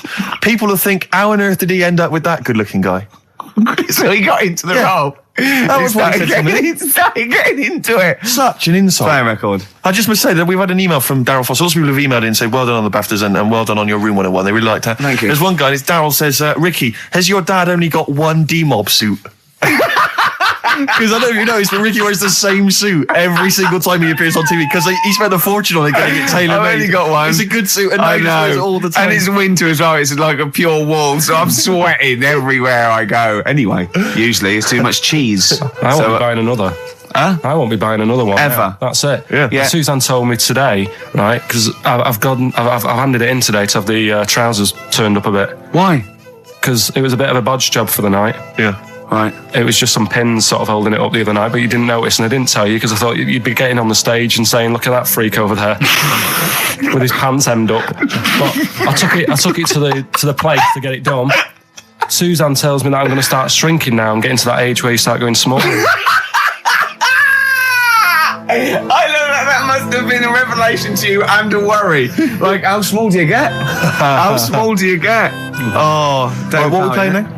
I thought we'd have a bit of Marley music. Marley music. Oh, Okay, go on. well, Right. there's going to be a bit of a change, isn't there? Yes, that's absolutely right, Rick. Normally we would end the decided show, obviously, with just- a song for the ladies. But because it's sort of Carl's penultimate show, and we're going to play one of his favourite tracks. What are you going to? Yeah, I just thought we could play this. It is obviously the Killing of Georgie by Rod Stewart. And this is a song for the gays. See, his father took it as a sort of personal slight, but you can't help it, it's not you his know. fault. And as he said, you know, it's just gay. It doesn't make him a nasty person. Not at all. Are you enjoying this, Carl? Yeah, but I'm not gay. No evidence of him being Scottish. No, but When he says they blew a fuse, they're not electricians. They mean it's sort of. And it's not a euphemism either. Oh, I'm worried. I'm a bit edgy. He's out late. I know, and he's taken a shortcut, which is mental. Not in New York City. Yeah. He doesn't know the area. He's from Scotland. I bet it was them that were screaming. I'm suddenly worried. This isn't a true story, is it? Who knows? If it is, we don't know that. Just want to say that we're not. Oh, that'd be terrible. see, how come you think this might be a true story? I just got suddenly worried then. No, but how can this be a true story? But the bloke jumping out of a window and hearing his phone ringing. No, because Rod Stewart, I just suddenly thought, what if he's written a song about this and this bloke did actually exist and was killed? Then I started panicking. Yeah. I don't think it is it? I'm almost certain it's not. Okay. Is that it then? Is that it? Then we got to pack up and go home. Yeah? Well, I think we've enjoyed ourselves. I've loved it. I've loved every minute of it. Karl.Pilkington@xfm.co.uk for your suggestions as to what you're willing to swap for the signed bag. See you next week. Bye. Carl, what was that? That was your little song with a story. That's wasn't another little feature that we do every Saturday. Little So song. make sure you tune in. It's a song that's got a good story in it. There's a lot of music about these What's days. that story about then? What's that story You about? don't know what they're going on about. Whereas that classic from the Kinks called Lola. Yeah, what's it about? I'd listened to it for the first time properly this morning. Yeah.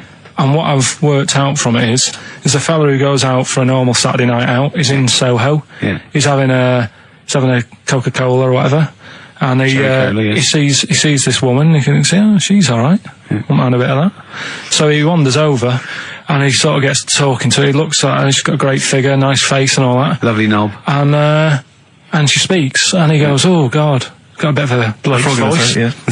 Got a bit of a voice like a bloke. But he thought, but, you know, that's her only down point. Sure.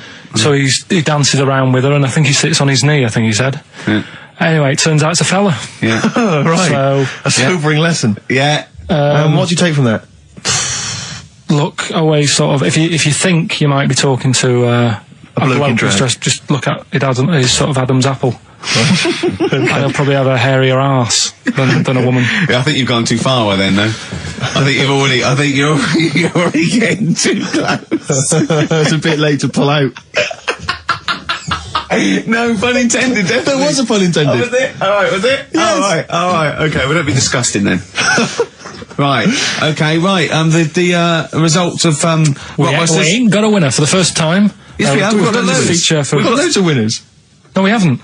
We've done this feature for 3 weeks. This is the first time I've managed to sort of... What? Well, let's go through them then. What have they got wrong?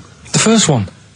The first one? What was the first one? Well, hang on, let's do them in reverse order for a second. So what's the last one? The last one, the clue was, that bloke does sport on the telly and he's got a little kid. What's that? That's Destiny's Child. Des, who does ITV Sport, that's has got terrible, a Tiny's man. Child, right? No, that's fine, they got that. Okay, Destiny's Child. What's the middle one? Right, the middle one. Right. Child. The second one was, he doesn't like women, yet he's got a couple of kids, that's a bit weird. Yeah. Right? That was PD, that was Puff Daddy. That is offensive. Go on. But it's not Puff Daddy, it's Puff Daddy. And he's not even called that anymore, he's called P. Diddy. Well... Okay, fair enough. But they got that one. Yeah. And if I'm being tight, these lot are as well. Yeah. Yeah. Tight means something in Manchester. Go on. Right. And the first one that they're having problems with, I don't think them birds should be allowed in this area. They've got it. Boyzone. It's not Boyzone. What's the clue again? I don't think them birds should be allowed in this area. That is perfect. A boyzone. No birds. No women. No women, yeah, birds, right? A boyzone. Sorry, Carl. If that isn't the answer, their clue is better than yours. That is brilliant. What was yours? Boyzone, it works perfectly. What's your answer then? Bangles. I have no idea what that means. Like seagulls. So you don't want them in this area, so you're banning them. Bangles.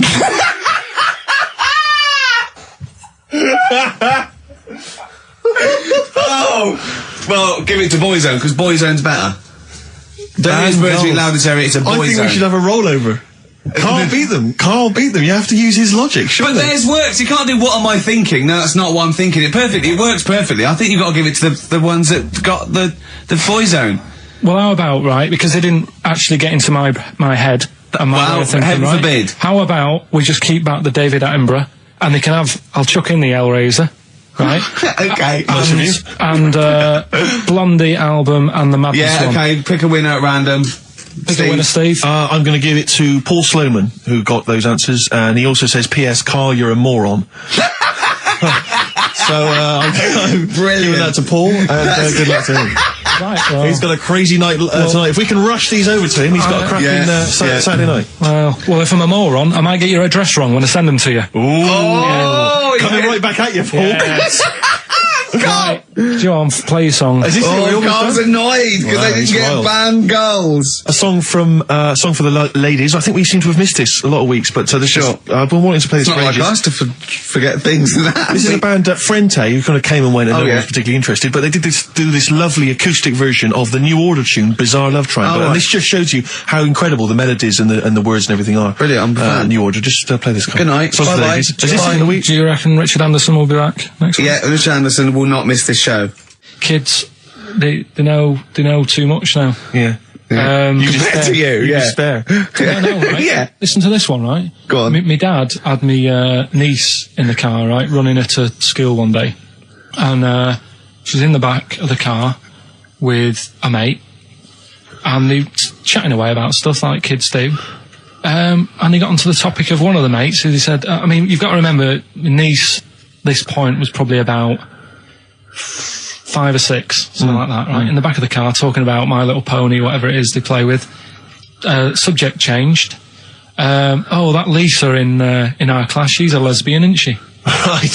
That was that's what they were talking about. Yeah. Chatting away about it. Just openly talking about lesbianism. And probably, this is the topic that they're talking about in the pub when they're having out drinking. Yeah. Yeah, but they might have thought lesbian was a funny word or something. You don't necessarily know the ins and outs of it, do they? It's weird though, isn't it? Because when I was younger at school, you didn't you swore a little bit, but it wasn't like major swear words, and you sort of did a little bit of nicking, but nothing like they get up to now. I mean, my girlfriend, when she was about 7 or 8, just walking to school with her mum, and she called her a C-U-N. Right? You are joking. No, she said, because she thought it was she said she thought it was a big furry animal. So she was being nice, and I remember, where'd you hear that? Where'd you hear that? I just heard it at school. So they might not know what it means. But because I'm thinking maybe, did you start the show with that particular kind of manner? Just because obviously a lot of new listeners, I imagine, thanks to the massive poster campaign, and you obviously want to impress them and charm them. There's a few examples today of irony coming back and biting you. Yeah. That seemed like a funny idea at the time, me posing that. But Jonathan Ross phoned me up when they first went up and he just said, I've just seen a big poster of a predatory gay. Yeah, you do look a little bit. Hello, and what's your name? Would you like to sit down here? And then you're in the background. And also, I think the funny thing about having you as a partner, I mean, the only good thing is that you look weird and tall, like too freakishly tall and lanky. Oh, yeah, but in that one, no, because your background and you're smiling, you don't look as weird as you do in real life, or as freakishly tall. So it sort of ruins it a little bit for me. they found out that scientists have found out 17th century that like now 1 in 10 rams are gay. 1 in 10 rams are gay. Yeah. So that was like Wallet. That's how I could get that in. They got a load of gay and straight rams. Right. They worked out which were which first. They said, right, that bunch there is a gay bunch. They looked better. They just had more pride in their appearance. And the other ones, the straight ones. And then they gave them to this scientist and said, right, go on, do what you got to do. And they took the brains out of all of them. Just to check. And they did tests on the brain, and it worked out that they've got something smaller in the brain. The gay ones have got something in the brain that makes it smaller.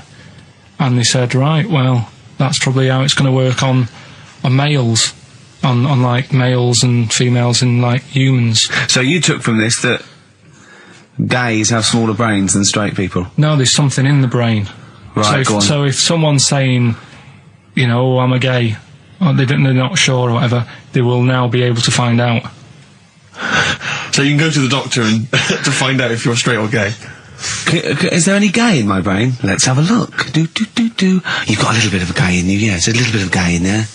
Yes, you've got the, you've got a little bent cell there. Well, that's why they did it, anyway. I don't understand how they could differentiate which was straight and which were gay to begin with, before they then gave it to the scientist. Wasn't that what the scientists figured out? How could they tell? There's one theory that it's genetically determined. There is one. There is a theory that's genetically determined, but I don't think it's as easy as pulling a sheep's brain apart and finding a little pink sort of like blob in there and going, right, we've taken the guy out and now he's going to go and shag some ewes. I don't think it's that straightforward. Although homosexuality does occur at a similar sort of rate in animals, I think. Yeah. Yeah. So you knew that, didn't you? So that's that one. I mean, I just like the idea of the farmer figuring out which is straight and gay. Well, that one's wearing quite a camp-looking neckerchief. So I'm thinking maybe he's gay. Is that? Yeah. I love the fact they can. That one's a big fan of Sophie Ellis-Bextor. Yeah. They would. They put on ABBA and see which ones dance. Exactly. That's how they. Which one? Yeah. Put on like Barbra Streisand and see which ones sing along. It is rubbish. What did I find out? Did you just say that is rubbish? No, I found out other stuff in the week that didn't make the top 3. Wow. We haven't even had to. This must be mediocre stuff. This must be really bad. Yeah. Or it might be dubious. Go on. We've got to think proactively now. We've got to sort this out. See, there's always other things going on in my mind when I'm in that pub quiz. For me, it's just a little bit of fun. Sure. It's a night out. Do you know what I mean? Suzanne enjoys it. Yeah. It's a bit of a get-together. We have a chat beforehand. Yeah. We have a bit of fun. But there was other things on my mind. What were you Carl, thinking? I could do that here. I don't have to lose a tenner. Wait, what were you thinking during the quiz then, when the questions were coming out? What were you thinking of? Well, what it was, right, just before the quiz started, I had to go to the toilet, right, because the rule is, right, people who don't go to it, once it starts, phone's off, no more toilet. They take it dead serious, don't they, right? Yeah. So, I went to the toilet. Now, I'm not being out of order here, it just got me thinking, right? I went to the toilet, the gay fella in there, right? There was a gay fella in there. Gay fella in the toilet. Now, How could you tell? How did you know? just typical, everything about it, right? Everything about it, right, yeah. Oh. What, large handlebar moustache, leather cap. Butt plugs, amyl nitrate. Could I just say that these views do not reflect the views of the management of XFM or me and Steve. Or most of the people in this country. Go on, Carl. What's your problem? Yeah, but this is what I'm worried about, really. But this is why I only got Danny Minogue right. Right? Because this was floating around my mind. Went She's to the a big toilet. gay icon, Now, isn't she? go into the toilet. They have like men's cubicle and they have women's cubicle. Yeah. Now, without sounding out of order, is it wrong for me to think gay men should have their own little cubicle? Call in. They should have their own... Well, not cubicle, you mean an actual toilet, I suppose. When I was at the urinal, Yeah. normally, there's a fella there and then you go, all right. And there's no pressure. But I couldn't go. I was thinking, should I wait? If I go into the toilet, it'll look obvious. Yeah. I had loads of pressure and But this was what were going you on. worried about? I'm so sorry. What were you concerned about? Viewers? I'm so Well, sorry. it's like, right, listen, when I was a kid, right, and it's alright for you to go into women's toilets when you're a kid, it's like, oh, it's a bit cute, right, as long as you're not, like, over 15 or something, right? Right. But when I was a kid, I went into a toilet, and women, when they use their little cubicles, they don't shut the door. Some of them just sit down on the toilet, Yeah. right, and you see everything. And, no, seriously, that's probably one of the first times I saw, like, a woman. Yeah. That, right, and my Auntie Nora when she was staying over. What happened with your Auntie Nora? She was, she's into wearing caftans. Into wearing what? Caftans. Oh, yeah. What caftans? Big, bellowy sort of dresses. Right. And, yeah, I used to sit on the floor at home in front of the telly. Sure. She was on the chair behind. Yeah. She did a bit of a sort of a Sharon Stone scene. Oh, God. Yeah. Did you see it? There was no underwear. No. What age were you? What was it like? What age were It you? was like a ripped tennis ball. What? Right, we're off air. Either that or put us in for the Sonys. Iced tea.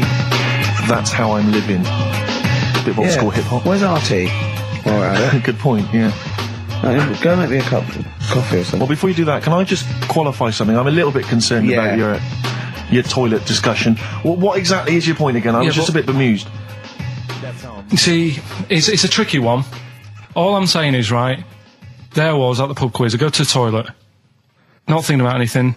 I try to go, right, there's a little gay fella next to me. I love this little gay fella. Now, the weird thing is, there's nothing stopping him having a little glance, right, because he's allowed in the fella's toilet. Yeah. Now, I'm not allowed to go into the woman's toilet and have a little look round. Right.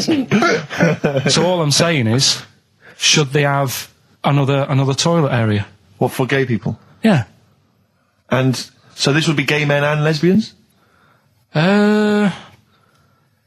Is that going to complicate things? Well, I mean, I can only assume. I mean, to what point? I'll ask you a question, right? If you're intimidated, that's a shame. But most gay men aren't looking at your knob.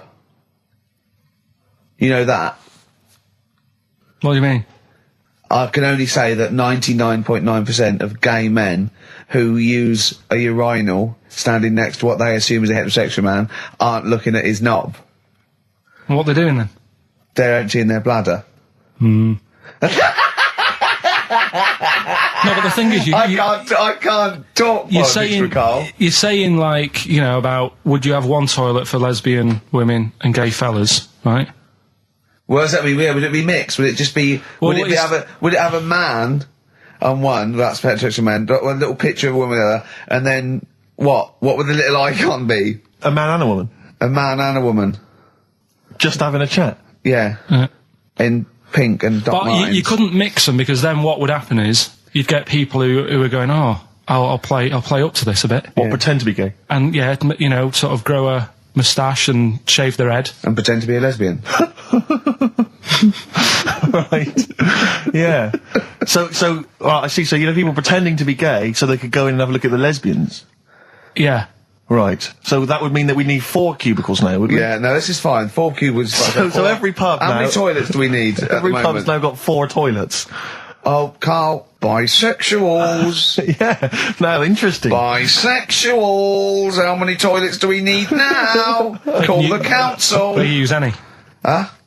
No. No, because they're interested in everything, aren't they? Because the little bisexual fellow will be looking at your knob. Right, with them, Yeah. what you do, you just have a door, you open it, and there's one urinal there, so you can't get a queue.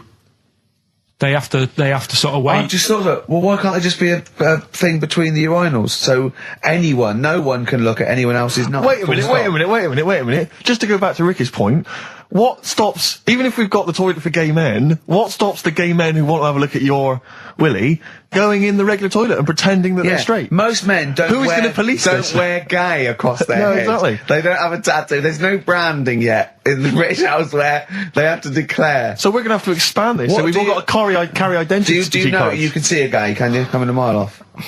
No? No, I'll just hold it in next time. No. Can you tell gay men? Do you know a gay man? I'd say probably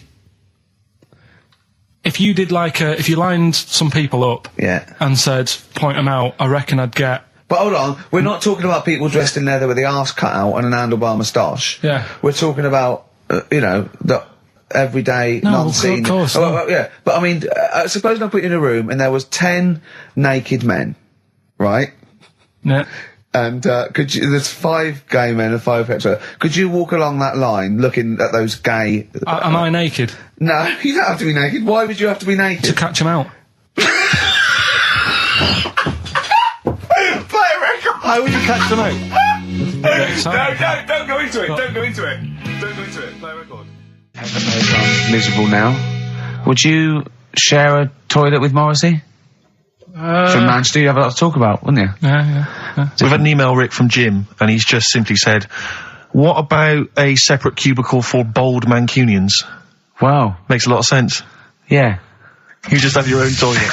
I'm Ricky Gervais, with me, Steve Merchant and Karl Pilkington, and a few new characters, Oh, Steve. I can't believe As I that. said, I know you love Moyles and his sort of wacky stuff, and Chris Moore, Edmonds, one of the greats, one of the and greats. Edmonds, and just all Oh, no, Edmonds. well, I'm going to go along the same sort of vein. I've come up with a couple of, can I show you one? I'm excited. Okay, well, it always starts with a sort of doorbell. So, it goes, ding dong, I go, oh, no, hold on, Steve, hold on, Karl. Who's that at the door? Yeah. Hello. Oh, hello. Oh, look, it's Camp David, the right queer gay. Oh, hello. You look all gay today. Is that because it's nice weather? Oh, no, that's not what it means. Oh, have you got a girlfriend, Camp David, the right queer gay? No, but I've got a boyfriend. Oh, bye. Right. So there you go. We'll be hearing more from Camp David, the right queer gay, and the Holy other Fuck one, the funny the other little one. Chinaman. What? All right, Karl. Yeah. Is that your sort of humour? It might not be your sort of humour. You just should have run it past me before you did it. Yeah. What one are you worried about in particular? The not Camp David. Well, say his name. No. Say his name. I'm not Which doing one? that. Well, I don't know The which other one you mean. The Chinese fella. Well, I forget who that was. What was his name? I can't remember. Well, if you can't remember, it can't be that good, so we'll leave it. We won't do it again. Right? Oh, ding dong. Hang Who's on, that? who's this? Oh, hello. Oh, look, it's David Gray, the bent piano player. Oh. All right. I thought it was going to be Columbo. That would have been a joy. Ding dong. My wife loves you. No. Hello. Oh, I don't believe it. Look who's turned I up, can't Karl. believe it. The weird thing is, Steve, right, that is like what I imagine Ricky's house being like when people are ringing the bell. Because they're all so different. It's got a little... He's obsessed with all my friends being slightly different to each other. I've never understood it. He goes, there's no thread. There's no thread to them. All my mates have got a thread running through them. I was literally after they walk out of the home. Yeah. But What do you mean my friends are all different? Well, that could be... It wouldn't surprise me if I was round there and the bell went and I said, do you want me to get it? And you said, yeah, and I opened it and it's, what, holy fuck? Holy, yeah, he's at the door, right? And then I'd say he's busy, close the door, bell would go again, then you got the little gay fella. David Gray. Yeah. And then, do you know what I mean? Yeah. Not really, no. Because he's met some of my friends and he looks at them in a weird way. I mean, some of them are weird. Years ago, husbands weren't allowed to sort of clout the wife with anything. What was it like in the past? I know, yeah. You couldn't clout your missus. With anything wider than your thumb. The stick had to be the same, no bigger than your thumb. I know, So a big Robin bloke could do no damage if he went out with anyone. Although his is wide, he's got a little thumb like a little knob, isn't it? It's like it's truncated because it starts off normal. It looks like he's had his big toes put on his hands. Does he have to drink a pint with 2 hands? Yeah. And he's dropping stuff all the time. Can I just go back to the rule of thumb thing, though? The idea, what date was this? I'm not asking Carl, I'm looking at Ricky, because you're not going to have any idea, Carl. It's just going to be the past. Yeah. But I like the idea that... I think it's the same sort of day where, I don't know, you got hung for being homosexual and you could shoot a Welshman. I just love the idea that there's blokes beating their wives with shovels, logs of wood, and someone's gone, hang on a minute, everyone, Hold on, wait a minute. Let's have a look at your thumbs. What can we do? Wait a minute. We've got to have some kind of rule here. I'm all for beating your wife, but let's have some kind of rule. Let's give him a sporting chance, surely. He goes, well, I'll tell you what about you can hit her with the width of your thumb? And the wife goes, make it the width of his knob. I go, no. He slaps her again. Yeah. Width of your thumb. All right. Better? Yeah. You're wrong. Ding dong. Oh, here you are. Oh, it's a fat fellow with lipstick. Hello. You're giving away a lot of... I mean, that you're an enigma, Carl. I wouldn't give away your workings. I mean, because then everyone will be able to do it. And what you've got now is a gift that people can't really tap into. Do you know what I mean? See, that's what Lenny Henry and Chris Moyles' mistake. See, I've sort of worked out how they do their comedy, and I'm doing it now. Sure. Do you see what I mean? Now that I'm doing. I think the only way that people would start to be able to replicate a lot of what Carl does is if maybe they had a severe blow to the head, or they were diving and they came up to the surface too quickly. Ding dong! Oh, I'd like a severe blow. Oh, get lost, David. Let's have some adverts, quick. So this week, we're very lucky to have with us Russian pop act Tattoo. Round of applause for them. Hello. Lovely to have them here. Tattoo. Now then, of course, there's been much controversy that your kind of lesbian shtick is just something to try and whip up some press attention. We are proper lesbians. We love fanny more than cock. Okay, brilliant. And Tattoo, lovely to have you here. Thanks for coming. Yeah. Now then, you've got some live gigs, I understand, planned. Yeah. Duh.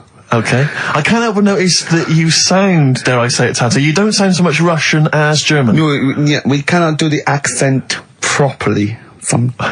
Okay. And Tattoo, it's a joy to have you here. Thanks for coming down. And finally, your lesbians would, for instance, either myself or Carl be able to convert you from your lesbian ways? We like the muff so much that the knob is no good for us. All right, well, thanks very much, Tattoo. Yeah, thanks, Tattoo. Thanks very much. Cheers.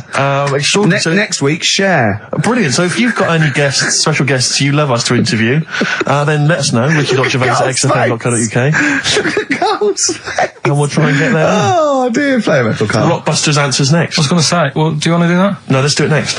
After the record. Just going to say something. What were you going to say? About gays and that. What? In a bit. What were you going to say? Oh, we'll look forward to that. Martina Topley Bird. Need one on XFM 104.9. Right, there goes the girls from Tattoo. See you later. Well Thanks, done. girls. Cheers. Right, a couple of listeners Carl, what were you saying before we cut you off? Yeah, it's just like, you had the girls in and that, and it reminded me, I was talking to Steve in a week. Yeah. I think it's, when people were talking about going to string fellas and that, I was talking about seeing naked people. Yes, I asked him, I said, when he used to watch, say, he accidentally flipped onto BBC Two and some ballet was on, would his eye ever been drawn to maybe the gentleman's lower regions rather than the ladies? The gentleman's package? Yeah, would your eyes ever be accidentally drawn to that and you couldn't resist it? And you said yes. Yeah, because, right, and I don't think I'm Oh dear. Well, go on, I mean, fair enough. No, right. I'm always looking at the beautiful ladies, but fair enough. Yeah. No, go on. But... Right. Have you ever looked at Wayne Sleep's testicles? I went out. Have you ever looked at Wayne Sleep's penis and testicles? I went out on a night out, right? And it was it got to some point in the night where 2 women and 2 fellas got on the stage. Right. Right? Started stripping off. Yes. Yeah. Just what, members of the audience? No, I think they were like part of the act, right? Right. And What was this, panto? the fellas had like their undies on, and the girls just had their knickers on. Yeah. Right. And sounds pretty erotic at the moment. Go on. And at the same time, they all whipped their pants off. Yes. Right. It was Bucks Fizz, wasn't it? The adult show. Now I said to Steve at that point. Sorry, I wasn't there. He said it's to be later. yeah. I said, well, you have a quick glance at the fellas, and then the annoying thing was, I thought, right, now I'll have a look at the women, and it was too late. They put the knickers on. How long were you looking at the fellas? Not that long, but Why were you looking at them first? That's human nature, isn't it? Why?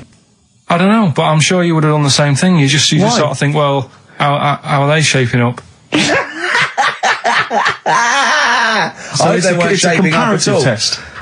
So who had the biggest knob? Which one of the blokes had the biggest knob? No, it's like, normal. But This is a whole new side of you. This is a whole other area. So you look at ballet dancers, you look at the gentlemen's. No, I don't. package. I just was, when he said this, it reminded me of this night when I was walking home thinking, didn't get a look. Because I was messing Where up. was this? What event was this where people are stripping off? Carl, I tell you what, you are the most interesting man I've ever met. But are you comfortable being nude and that? We've done this. Well, I don't know what this is. We did this last week about, are you comfortable being nude? No, I know, I was talking you're about probably that. most comfortable being nude. It's just probably not in public. Well, Ricky's only really comfortable nude when he's eating. Yeah. There's nothing to get, Yeah, you can just wipe spilt on yourself it. down. Yeah, you just sit in the bath, yeah. No, but I talked about that, and then when I went home, I was talking to Suzanne about it, and she said, "What's all that about? You don't like being nude, right?" And I said, "Well, it's not." It's like I'm part of an Alan Bennett play. It's just, I love the way you talk. Remember once, right? I don't know if I should talk about this really, but Well, that means you should, so go on. Go on. oh yeah, right. We went to Tenerife, right, one year, and I was still living in I'm Manchester. scared now. Yeah, I don't know said what's that. I'm actually No, scared. I'm thinking about Suzanne, but she's Well, working. I don't want to know anything about Suzanne, Come to on, be no, honest. but If come on, it's gonna It Go on. involves me more. Let's hear the story. Go But on. I'm just explaining to you that I don't like being nude. Yeah. Go on. So you're in Tenerife. In Tenerife, right? Didn't have much money. Stayed in this apartment that wasn't that nice, right? Had the cockroaches in it and stuff, right? Didn't have much money to go out at night. So we're in this sort of death trap of an apartment, right? Anyway, so when I was younger, right, had a bit more energy. So He's 30. 80, I know. So, start having it away a bit. It's a joy. Beautiful. It's So, good, yeah. I've been here to a while. I love it. Go on. Right? So, doing what I do, right? Yeah. Someone starts banging on the door. So Suzanne Everyone's says, at it. Right, so you mean knocking on the door? Right, okay. knocking on the door, right? So Suzanne said, you better get it. So I said, I can't get it now, can I? I'll have to wait a bit. Right? I can't go to the door. Go on. So the banging's getting louder. Yeah. Someone at the door. Yeah. And she's like, hurry up, it must be important. I'm like, in a minute. So anyway. I don't want to know anymore. No, come on, finish the story. Open the door. It's a fireman. So I just stick my head round, and he's going, you'll have to get out. The building's on fire. Right? So I'm like, in a minute. Sorry, you weren't still having sex at this point? No, but, Right. still sort of got to wait a minute, or I can't get my pants on. Oh, Carl, I wish I'm so sorry. Right, go on. To the So listener. now, So the place is burning down. So it could be a serious big fire going on. Yeah. I'm sort of waiting. You can hear people sort of screaming and that, panicking. Is that because the door's open and you're nude? The fireman's saying, will you get out, I'm saying, hey, in a minute. Right. And Suzanne was saying, think of something that's not sexy. Sure. So I was thinking of people, thinking maybe down in a fire might sort of calm me down. Yeah.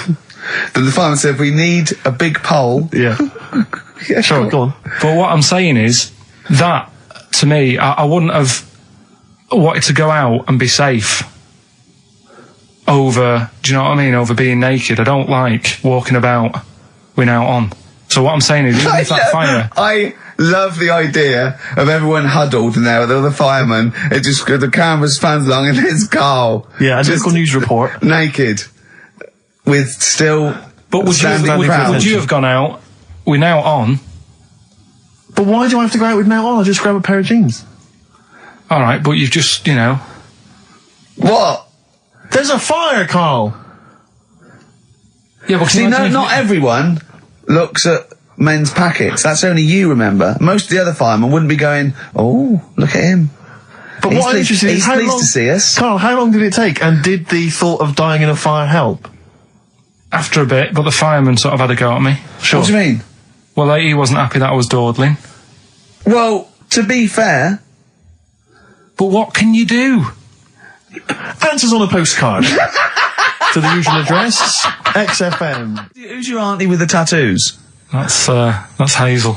Oh, right, yeah. Let's leave that. Why? Oh, let's Why? not talk about it. What have I come across there? What's up with that? Auntie Hazel? What's up with Auntie Hazel? There's nothing wrong with it. What? Just a, What? just a lesbian, which is nothing wrong with that. Well, no, but you've made it sound like there is now by not wanting to say it. My auntie's a I lesbian. know what you're saying, though. I know what you're getting at. Just because I call her Uncle Hazel. Play a record. He's from Manchester. Please forgive him. I had earrings ages ago, but... Did you? Yeah. Oh, But yeah, you're a man who when I was about notoriously 18. hates pain, and he's scared of everything. It hurt. I was about 18 and I took 2 in 1. And they did it right and he just went, and I went, alright, I went, yeah. I just went, oh God. Did Did you have them in both earrings? It's just, it was like a staple gun. It went, yeah, and it didn't really hurt. I thought, well, I'm not doing that again. It hurts too much and it just throbbed. Were you still living with your parents at the time? No. I mean, what do people... your kind of oiky Reading family, what would they have made of... Oh, well, they know I had them afterwards, yeah. And But did they take the mick? Oh, God, of course they did, yeah. Yeah. Rick, you ain't going to eat like that. Oh, you'll get followed. Oh, look at you. Look at that. Yeah. That's disgusting. And when I was new romantic, my mum said, bloody hell, I thought I only had one girl. Which is the earring... Because isn't it like one ear is for gay people and one is for straight people? Is that just a myth? Or I don't know. It might was be. something to do with which ear you had it in? Yeah, there probably was sort of like signs for that. Yeah, it's like when you're growing up, I had loads like right, a white polo neck, right, and a ring on your little finger. That means you're gay. Yeah, yeah. Like if you can see him coming. He's just consulting your little chart. Exactly. Hold on. White polo neck. Yeah. Those are the earrings in the left ear. I got it. I don't know where I am. Wasn't there that thing that the famous cover of Born Bruce to Run? Springsteen? Yeah. Where you know the handkerchief. Yeah. It was handkerchief in the right hand pocket. Dominant and was.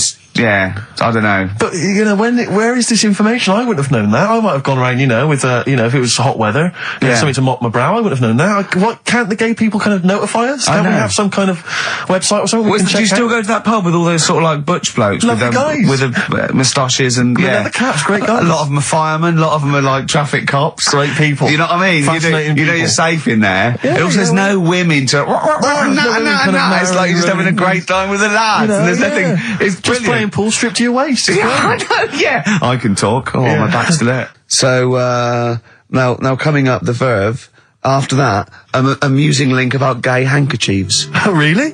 Looking forward to this. That's Feeder, Just the Way I'm Feeling, on XFM 104.9. Ricky Gervais, Steve Merchant, Claire Sturgis. Well, he's defying me. He's not calling in. We're going to give out his number and he's not calling in. That's even more annoying. Who does he think he is? I don't know who he thinks he is. I'll tell you I'll tell you who he is. Yeah. He is a little bold Mancunian. Let's never let him forget that. I don't know who he thinks he is, but there's the fact. Just, Carl, call in, because you're annoying me and Steve. He's been slagging you off as well, Steve. Well, go on. In the week, he was slagging you off. I mean, in the week, I was joining in and laughing along, but now I'm thinking but now I'm thinking that you're more on my side than he is. Thanks very much, Rick. I'm glad to see you've come round. He said he was. I was in the pub with him and Johnny. Oh, right. So there's a little audience. Good. And he went, have you seen Men in Black 2? I went, no. He said, have you, Johnny? He went, no. He went, there's a thing in it that looks just like Steve. And I went, what? He went, it's a thing, he's got really gangly arms and bulbous eyes, and it just works really fast in the Aliens registration thing. And I went, all right. I said, well, bring that up Saturday. Since he's not here, you know, what do you think of that? Well, the reason is, I think the problem I have is this, that if I was to say things like that about Karl, I'd destroy him. He'd be a broken man after I'd finished with him. Call in, Karl, or Steve's going to say a few things about you. I'm going to get a couple of home truths out there. I can't believe it. I cannot believe it. Yeah, we were, you know, at the time I was joining it, we were having, you know, slagging you off on other things as well. Sure. But now I'm thinking, maybe maybe you were wrong. Maybe I was taking the mickey out of the wrong person behind their back.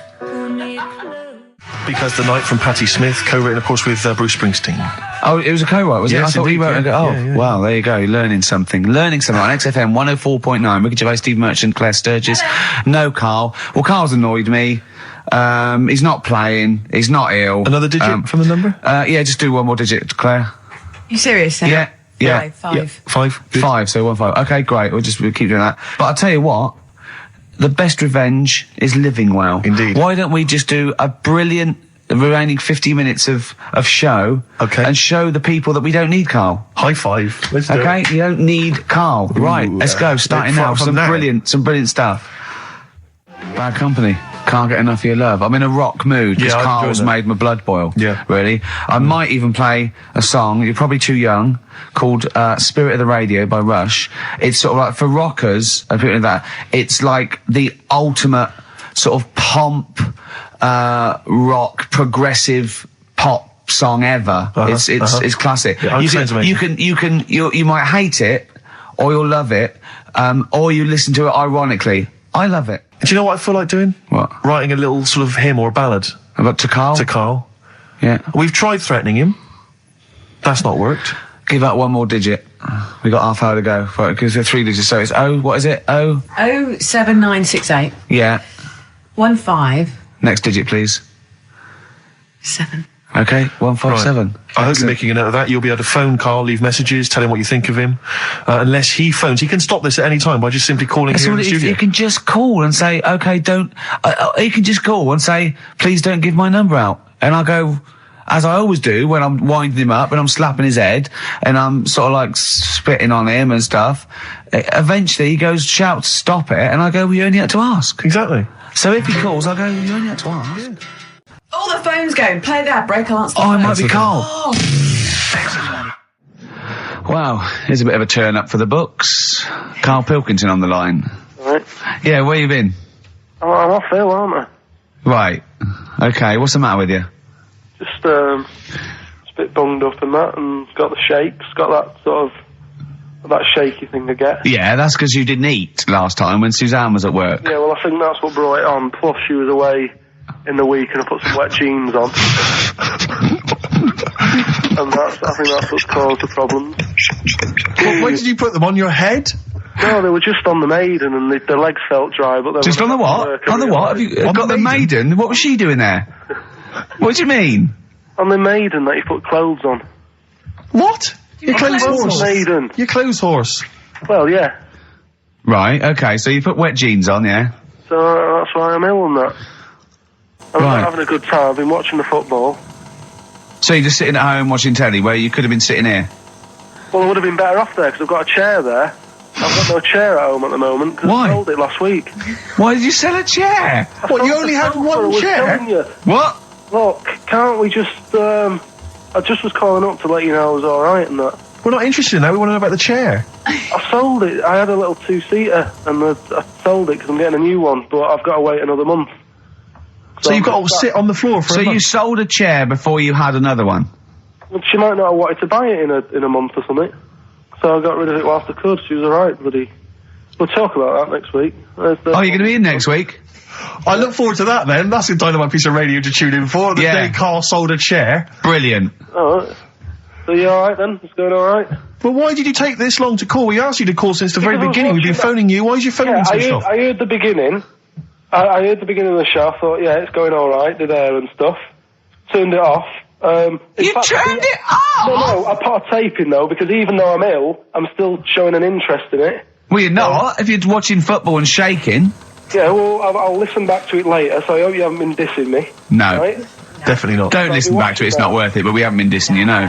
And I've just been watching a bit of football, right? Did you watch the Monkey programme last night? You told us to watch the Monkey programme. We all stayed and watched the Monkey programme. Alright, wasn't it?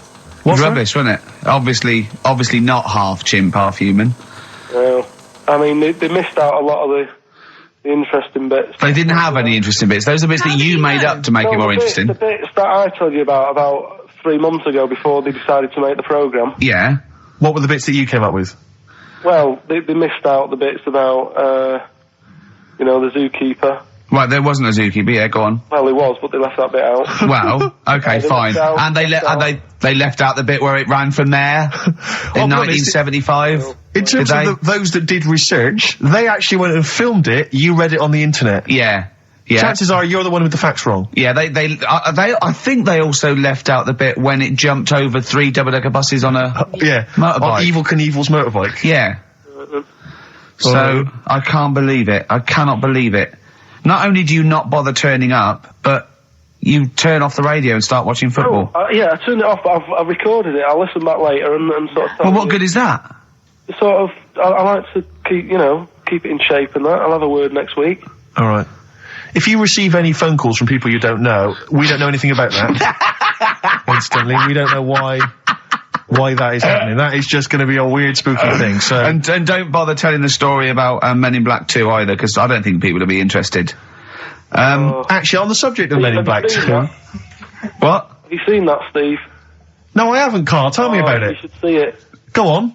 Why? Because there's this thing in it. Go on. What, a stupid, bald Mancunian tosser? No, weirder than that. There isn't anything weirder than that. Big eyes, it was gangly. Keep talking. You've got to see it, because you wouldn't believe how the likeness and that. You've got to get the film out tonight. Right. It's not as weird, it had a normal voice, right? He's done you and he's not even here! I'll tell you what, mate, it ain't worth coming in next week. Stay on the line, Carl. Play a record player. Kings of Leon, Molly's Chambers. What do you think of that, Carl? Alright. There's a surprise. Another insightful remark. Steve is not a fan now. Not only does he know you've been slagging him off behind his back. No, I wasn't slagging Steve. If you get it out on the DVD tonight, you'll know I'm not slagging you off. It could be your brother. I love the fact that it makes it worse, but he's thinking you're going to go, oh, he wasn't slagging me off. It does look like me. I do think I'm an alien. I love the fact that you hope Steve will go, he's got a point. It's a spitting image. Yeah. I am, seriously, Carl, I'm really angry. I'm so angry with you at the moment. You haven't seen it yet? No, I know, because I know what it's going to be, and I'm just... Why? I'll tell you why I'm angry, because he doesn't do it in jest. No, but what do you think it's going to look like? What do you think this thing's going to look like? Going to look ludicrous. It's not going to look anything like me, but he's going to pretend it does. Go on, what? Go on. No, it does look like you. Yeah, of course it does. And you looked like the human Z. Well, I mean, to be honest, you did a bit, Carl. You walk like him, you're bold like him, you got a sort of gormless face like him. Any more? I don't smoke. That does. I'm not arguing with you, I'm not well on that. Oh, you're not well. What exactly is wrong with you, you whinger? Well, it's just, do you know, like I always tell you about the restless leg syndrome I've got? It's like that, but all over. So you're just shaking around the house? I'm just, yeah. What do you look like, Elvis? What are you doing? You're shaking around the house. I'll tell you, with your bald head, you probably look like an enormous vibrator. Oh, God. That's what you probably look like if you strip naked. Oh, you'll have the Scottish widow coming round. Oh, dear. That's, what's her name, by the way? I heard you talking about that.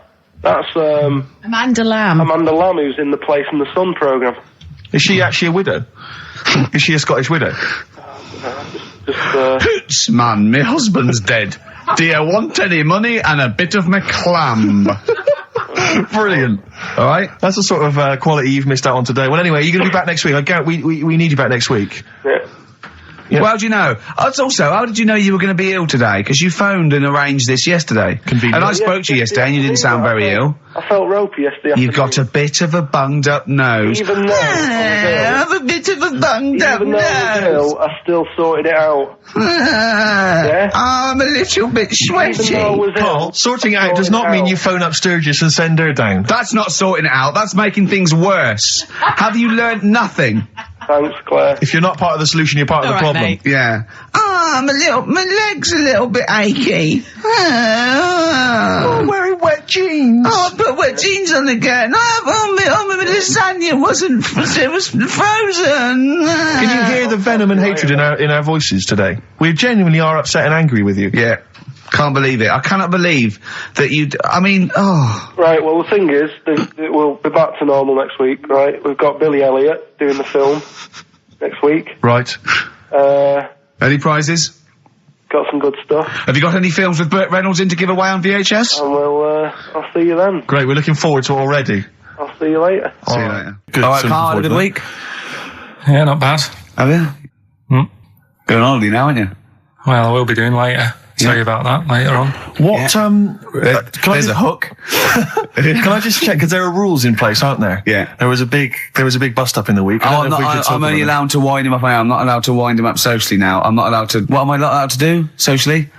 I think squeezing the head socially has been crossed off. Right, okay. And I agreed to that because it got to a head where, Carl was really upset and he was thinking of just giving it all in, weren't you? Yeah. Yeah. Why was that? Because you were just winding me up too much. Yeah. I mean, do you want to bring it all up again? I don't mind. What was I doing?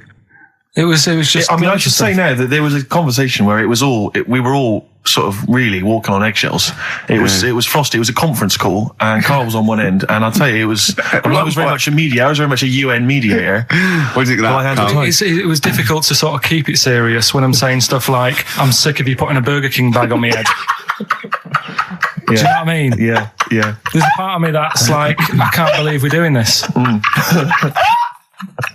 What I like about it is that I'm laughing and going, well, I won't do that anymore. And he's going, you can still do it on air. And like today, I came in, I went to squeeze Eddie, went at 1 o'clock. I love those rules. Yeah. I love those rules. Well, between the hours of 1 and 3 on a Saturday, you can squeeze his head, you can put a Burger King I bag on can't his... wait. It's terrible. Oh, But dear. that all started last week as well, really, because I got in a bit earlier to do an edit for you on some track that had swearing in it, right? So I get in early, he comes in, first thing he does is go to sort of squeeze me head. And my reaction was, not now, do it later. As if it's all right to do it later. So that's kind of what made me think this isn't normal. We should just point out, when we say squeezing your head, what exactly does that mean? I put my hand on the front. I do 2 experiments, right? Yeah. One is the side, because you can crush an egg sideways, so I think that's more dangerous. Right. And I actually put my elbows out, and I pressed like a vice, and I really go for it until it really hurts. And the front one it shouldn't hurt so much, if my experiment's right. I don't know. Well, it was all this that sort of, built up. Sure. And the research that you're doing there, Rick, is that going to be available online at some point? Well, that was the problem. That's what I was saying to him, because it kind of started last week. Well, it's been going on since we've known you. hasn't it, really? Yeah, but I just upped it last week. It got out of hand a bit. I upped it to when I think it got to ahead on Thursday when I filmed it. That was it, yeah. That's right. I brought in the cameraman to film me torturing him, and there was some people from the 6th floor being shown round. Yeah, some management and that, showing probably clients round. Sort of. They've probably been on all the different floors, same what all the different radio I've seen stations Dr. do. Fox. This is XFM, the sort of this sort of noise going on. Yeah. You see them all look down and saying, "Don't do that," right? Sure.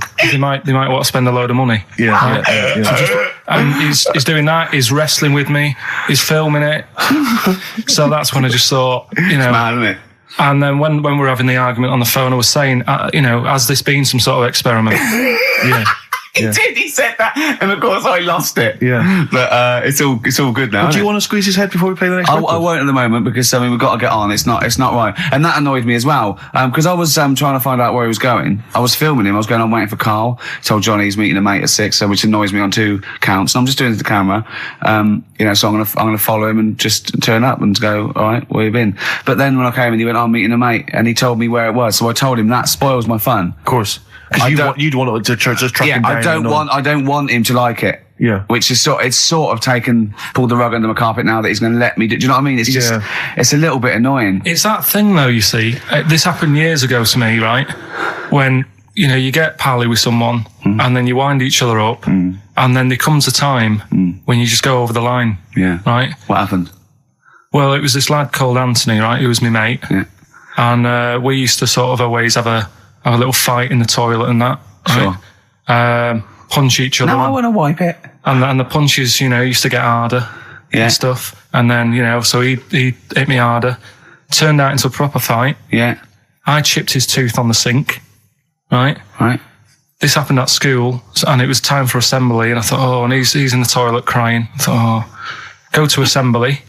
There's police in there in the assembly that day telling people about unnecessary violence. And you thought they were there for you? So I'm like, oh no, Anthony's going to come in a minute, like crying with all blood coming from his mouth. I'm going to get arrested. Yeah. Did you go running and sleep? And that was an example of. Yeah. I mean, it kind of happened because I went out with a girl who he fancied. How old are we now? About 8 or 9. I think that's out of order, going out with a mate's girl. Yeah, but she didn't like him. He had like big ears and that. He had no chance. So why should I? No, but do you know what I mean? All right, I haven't got the looks like I used to. Sure, when you were 8. But that's before the stress of, you know, having head squoze and that sort of thing. I have aged a lot. Having your head squoze. I love your own grammar. I know, That's the past tense, is it? Squeeze or to have squozed. Oh, he did squoze his head. Yeah. Oh, brilliant. So, you know. What about a bit of Bowie? Be my wife. Carl, I'm asking you. I think we can squoze that in. Be my wife, Carl, come on. Will you miss me on holiday? No. Really? No. What?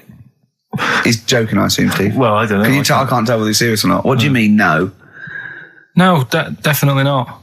I mean, I might, when I get back, I'll go, just have a quick chat, but I'm not going to be sat there going, I wish I was back in London for Ricky to, you know. Squoze my head. We've sorted the head problem out. Yeah. No, I still won't. No? Okay, well, that's still what I'm saying. Nice to do that one again. Always. Metal Mickey, Suede, on XFM 104.9. Wow.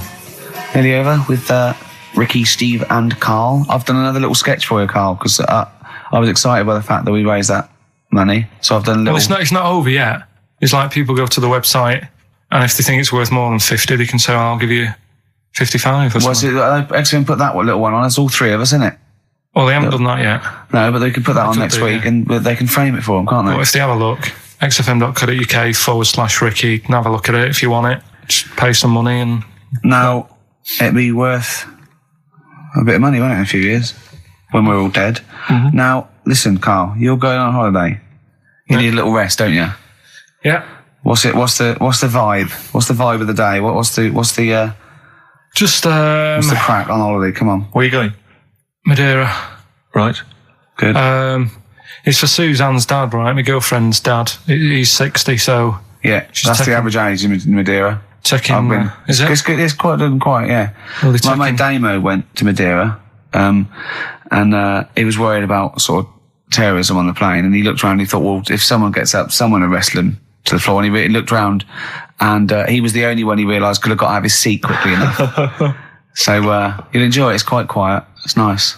It'll be all right. I mean, it's the first time a mum and dad have been away, so... Whatever? Abroad, yeah. So right. They're worrying about... They just don't understand the rules and stuff, so they're panicking a bit. And then in the week, he called up... Well, they're going to take livestock. Yeah. Well, it's getting like that. It was like... Are they filling loads of Durags with heroin as we speak? Exactly.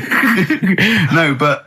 do they know about passports expiring, don't they? I mean, they're not completely stupid. They know about all that, right? Yeah. And he called up in the week, one of the questions said, what's the best thing when you're going abroad? What's the best thing to use to carry tea bags? So it was like, what are you worrying about that for? They'll sell tea bags out there. And he's like, well, we want to take our own. It's like they'll sell tea bags. Yeah. And he's worrying about that. He's saying, can I put it in a glass jar? So put it in a glass jar then. He's saying, I'll bubble wrap it. So he's bubble wrapping a tea thing. It's just, I mean, it is annoying me a bit because it's meant to be a week off from you annoying me, and already he's niggling me. Yeah. But you are easily wound up. You are a very finicky little fussy person. You don't like the slightest bit of pressure. See, I thrive on pressure. I'm working here, working there. That's the way I work as well. That's always doing stuff. Monkey news. Do you know what I mean? Oh yeah, monkey news. I got an email. Sounds I won't afraid. read it to on air. It's rubbish. But that's one feature. That's my bit done. That's all I have to do. Well, I'll tell you what. When I'm away next week, do monkey news and see what you can find out. All right. Oh, there's a challenge. See what you can do. Yeah. I've already told them about the Guinness Book of Records one, so you can't use that. Yeah. Right. We're going to find the best monkey news ever, Carl. Wow. What was it you said to me about? Because the thing is that you don't really like people, do you? That's the truth of it. People annoy you, don't they? They wind you up. Yeah. What was it you said to me about friends? You don't. He doesn't like friends. He doesn't like. He doesn't want any more friends. He doesn't want any friends. Is it because one day they'll ask me to help him change a tyre? Yeah. What was it? It's always hassle. Well, The tyre he sits and swings on in his back garden. He means. It's just.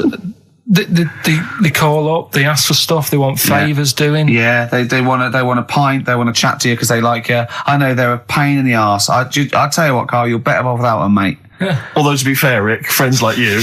Yeah, you're not judging them on me, are you? You're not judging all You know not all friends friends on are me. like him. Just they do sort of, You know, some friends will never touch you around the head Oh, or I nether want to see you regions. for a week, am I? Do you should get a want to decent get a little squeeze in squeeze in? I am going to get a little squeezing. Can I come around there and squeeze you? Squeeze him in now. We should play the last Brilliant. tune. Hurry up while we go to ads and that's it, really. Is that it? We've got no Yeah. time for records. That's a shame. We'll have a quick squeeze. Have a quick squeeze. Well, that's like a Benny Hill slap there on the Yeah, front. all right, that's enough of that. Right. Okay. I'm not squeeze it. All right, that's it. Excellent. Will that do you for a week? Yeah. All right.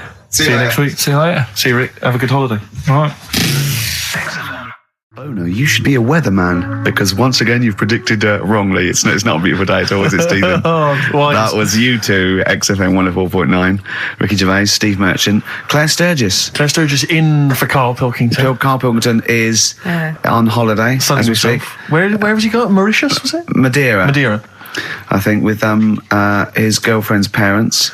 You remember last week he was worried they'd never been abroad, and her dad was saying, what's the way to pack tea bags? Yeah. Carl's going, you get him over there. And he's going, I'll put him in a jar. He goes, put him in a jar. I phoned him up in the week, just before he went, I think Friday, said, have a nice time. And out Sunday, and he said, guess what he's doing now? What he said? He's packing margarine. Oh, of course he is. Oh, bless him. My dad does that. My parents always take tea bags wherever they're going. Really? For fear of there being some kind of tea bag drought in France. Yeah. Is it wrong? But I mean, I don't know. Is it because of maybe English breakfast tea you can't get over there? So But you can. Can you though? I mean, You You can get pizza chips. You tea can is take probably the single most popular drink in the world. I know, but what about the fancy foreign teas, your Earl Greys and the like? Well, I don't know. Because I want good English breakfast. Don't bother me with Earl Grey. I don't know what that cup of tea is. It's not tea to me. It's laughable. It's weak. It's pathetic. Do you know what? Earl Grey with a little bit of skimmed milk isn't so bad. Oh yeah. Yeah. Oh, And is your husband a fan? We've started. It's all off already. All It's right, all we've kick-started. banter, having a little go at each other. Sometimes sort of pretending, Sometimes pretending we're not close mates. and friends, all sometimes- that innuendo and that. Oh, smutty. And I got a freaky goggle-eyed thing. once again, I go too it's far. I ruined sometimes it, go too ruined it. far. I do ruin it when I go too far. So let's be fatty. nice. Wow, let's have a bit of blur. Ooh, Well, it's clever man. Placebo and Bitter End. XFM 104.9, Ricky Gervais, Steve Merchant. Claire Sturgis in for Karl Pilkington. Doing a good who's job. in Madeira. Indeed. Is that where the cake's from? Yeah, that's his name after, I think, yeah. Excellent. Yeah. Excellent. It's nice, lovely. It's sort of, I don't know where Madeira is. it's sort of off Africa. Okay. But it's, I think, There are a lot of Portuguese. old people go there. isn't There are a lot of old people there. There are a lot of Well, old people Carl there. is essentially a He's old before his time, 50-year-old man in the body yeah, of a 30-year-old. yeah. I know, yeah. I think it. Whereas Ricky Gervais. Whoa! Oh, Party by the pool. It was actually really good. I'd much prefer that than we went to Greece once, and we wandered in this place by mistake going through this, and it was just full of people in Everton shirts and Liverpool shirts and just drinking lager. Like, oh, where's the fun in that?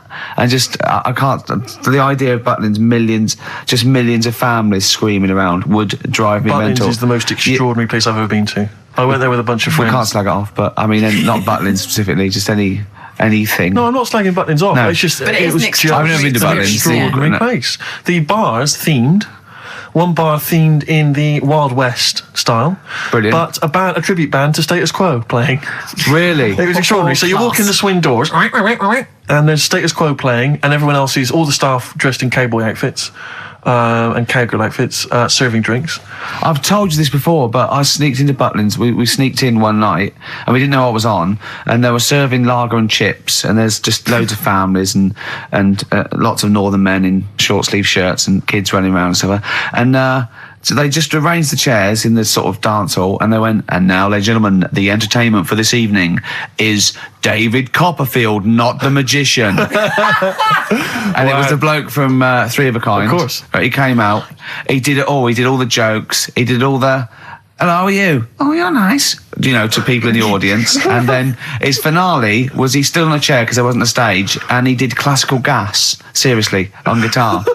And then they went out, right, and he went, thanks for it. He went off, and they stopped clapping, and he came back on to get his jacket. Oh dear! Oh no! Yeah, it was great. There was also a girl-boy duo in blue satin called Joint Effort, which I was loving. And at the end, right, it was on, I think it was on a Saturday night, so people were leaving sort of the next day, or Friday night, they're leaving the next day, and the kids and that were sort of like going to Redcoats, and they were crying. Right, and all the Redcoats and Joint Effort, and they did We Are the World. Oh wow! Amazing! What an amazing night that was. Extraordinary. Yeah, they are incredible places. Yeah. Blur, Out of Time on XFM 104.9. Ricky Gervais with me, Steve Merchant, Karl Pilkington. Yeah. Steve's a bit quiet. He's got a bit of a sore throat. Oh, a bit of a sore throat. Murder all week. It's been murder, Rick. We couldn't work all this week I've been because off sick. Steve's been in Bristol. Carl, you're not impressed? It's just, I don't understand why having a sore throat sort of... Oh, he's done you. Right, what if the sore throat was so painful it was like you've got broken glass and razor blades in your throat? You can hear now that I'm not even speaking from down in the throat, I'm speaking from the very top of it like that, so it sounds a bit weird. But you're right. What? Your hands are all right, aren't they?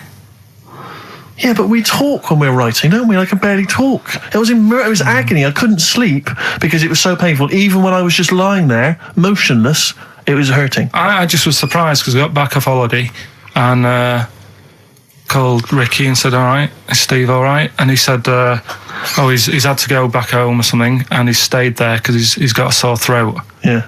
I didn't understand why you can't, just go home. I mean, how old are you? What? I don't understand why you've got to be at your mum and dad's when you're feeling a bit ill. I happened to be at my mum and dad's, now I'm talking like you, when this sore throat really kicked in. So I thought I might as well stay and get a bit of the creature comforts of home. Do you know what I pictured though when he told me? See, my parents aren't like yours, Carl. Your father would have popped down to the phone box and maybe looked to see if there were any kind of throat lozenges. Strepsils. Yeah. Whereas my mum phones at the doctor first thing she can. I'm straight down there with my dad. They're snapping into action. They're trying to sort me out. It's a bit like that Ronnie Corbett thing, isn't it? Sorry. That sorry thing.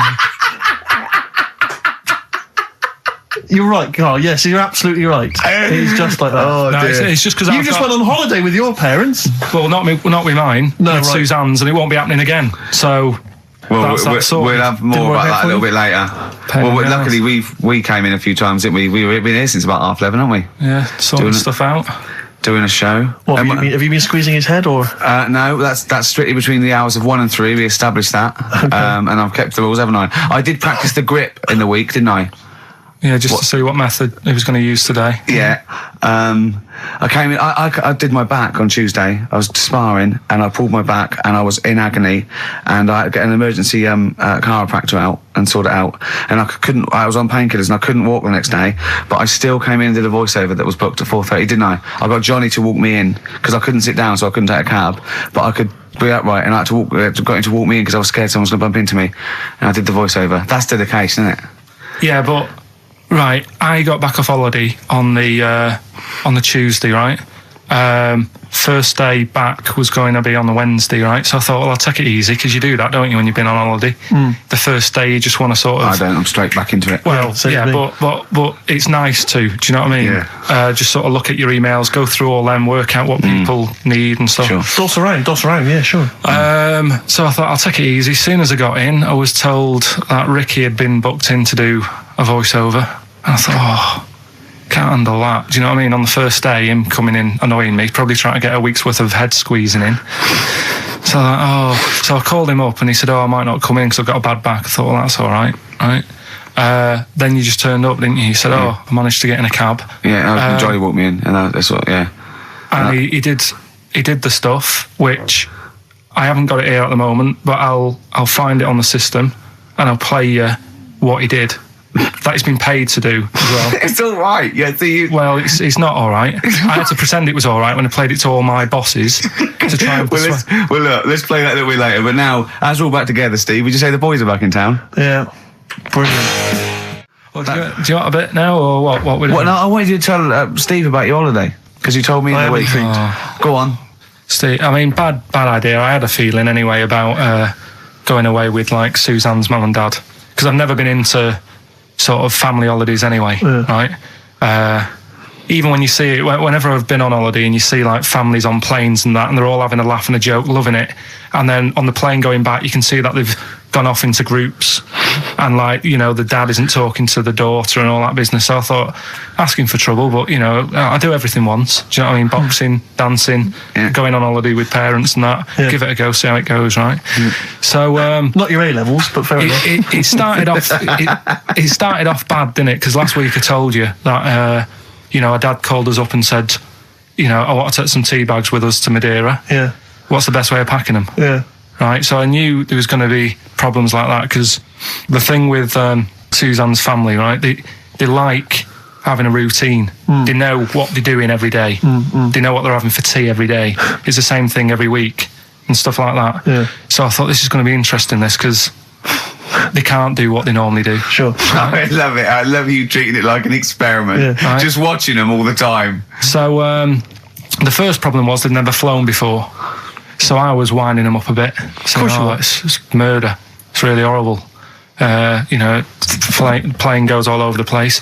And Mum had done some research saying, well, I've been reading about it, and she got a funny accent. More people, there's more chance of me being killed on a donkey than there is on a plane. So I upset her. I said, right, when we get there, Spain. I said, when we get there, let's see if there's any donkeys on the beach. Yeah. Right? And she didn't like that. So, what? To joke about you hoping she died? Yeah. Oh, what's up with her? Right, so we get there, and, you know, they see the villa and that, they're quite happy with all that business, right, and all that stuff.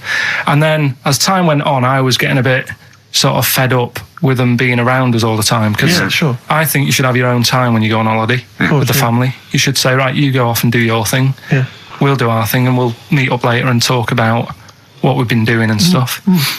Anyway, so it gets to like the Thursday. We've been away since Monday, right? And I said, right, we're going out tonight. So our mum says, yeah, we'll come with you. I said, no, it's just us. We're having a bit of time on our own, right?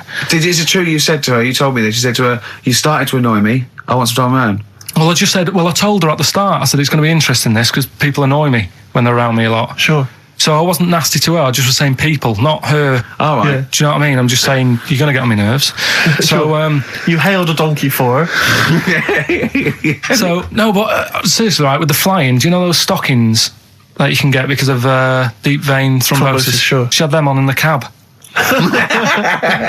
Brilliant. And it's only a 2-hour flight as well, so that was annoying me. Right, so anyway, it gets to this, you know, the Thursday night when I'm going out with Suzanne, and our mum's like sat on the sun lounger outside. So where are we going tonight? I said, no, like I said, it's just us. We're going out having a bit of time to ourselves. So I could see as the day was getting on, she was realising that she's got a night in with like her husband, right? Her face started to like look miserable. Sure. I thought, I'm loving this. So I said, right, I'm going in to go and have a shower, go and get ready for the tonight. It's going to be great. And winding them up, wind them up because they can't come, because he said they can't. Right, so I go upstairs, have a shower and that. I come down and a mum's smiling. Oh, hang on. So I'm thinking, hang on a minute, what's gone on here? So I went to Suzanne, I said, why is your mum smiling? She's not coming. She said, no, but my dad said he'll take her out now. So in a way, she was happy because she got her own way, which annoyed me. That annoyed you, sure, because you wanted It's to... like, What, you don't even want her husband taking her out? Well, it's just the fact she didn't want to go out. She was happy to stay in and have sausage, egg and chips that they'd found from some shop that sold English food. Right. So that's almost like what they do if they're at home. Sausage, egg and chips. So she was happy with that if we were staying in and having that. But because we were going out, she was fed up. Right. So she's smiling. So she's going, yeah, I'm going out now. So I said, well, enjoy yourself. She said, where are you going? I said, well, it doesn't matter, does it? You don't need to know. Sure. You're not going to where we're going. Oh, you just don't want us to be in the same restaurant. I said, yeah, that's right. I said, I want a night out on my own with Suzanne. It's our holiday as well. I don't know. I can talk to you about Amazing. This is not even his own parents. This is someone else's parents. These are the parents of the woman he loves.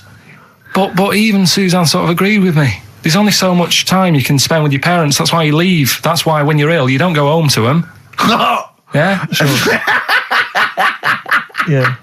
Because the slight difference between me and you, Carl, is that not everyone in the world annoys me. Well, not everyone does. Just...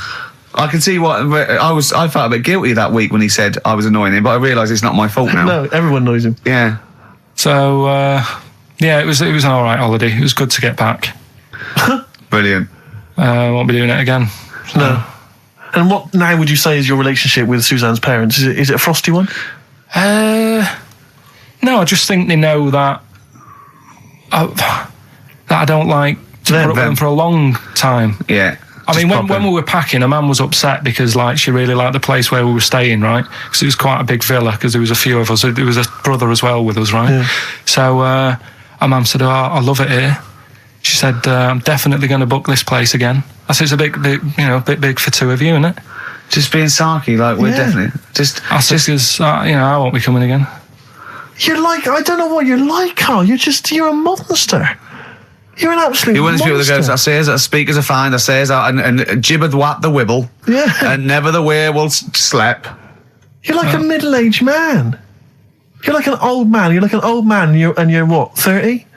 I'm just imagining you scraping along in clogs and a flat cap going, oh, that tree's got to come down. Yeah.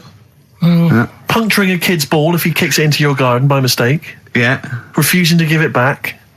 Yeah. Gather round. Yeah, there were once Chinese kid as airy as that cow, which is weird because there's not many Chinese people that airy, but this one, I tell you, it were back in 1990. Grandad, are you eating a Twix? But are you comfortable being nude and that? We've done this. Well, I don't know what this is. We did this last week about, are you comfortable being nude? No, I know, I was talking you're about probably that. most comfortable being nude. It's just probably not in public. Well, Ricky's only really comfortable nude when he's eating. Yeah. There's nothing to get, Yeah, you can just wipe spilt on yourself it. down. Yeah, you just sit in the bath, yeah. No, but I talked about that, and then when I went home, I was talking to Suzanne about it, and she said, what's all that about? You don't like being nude, right?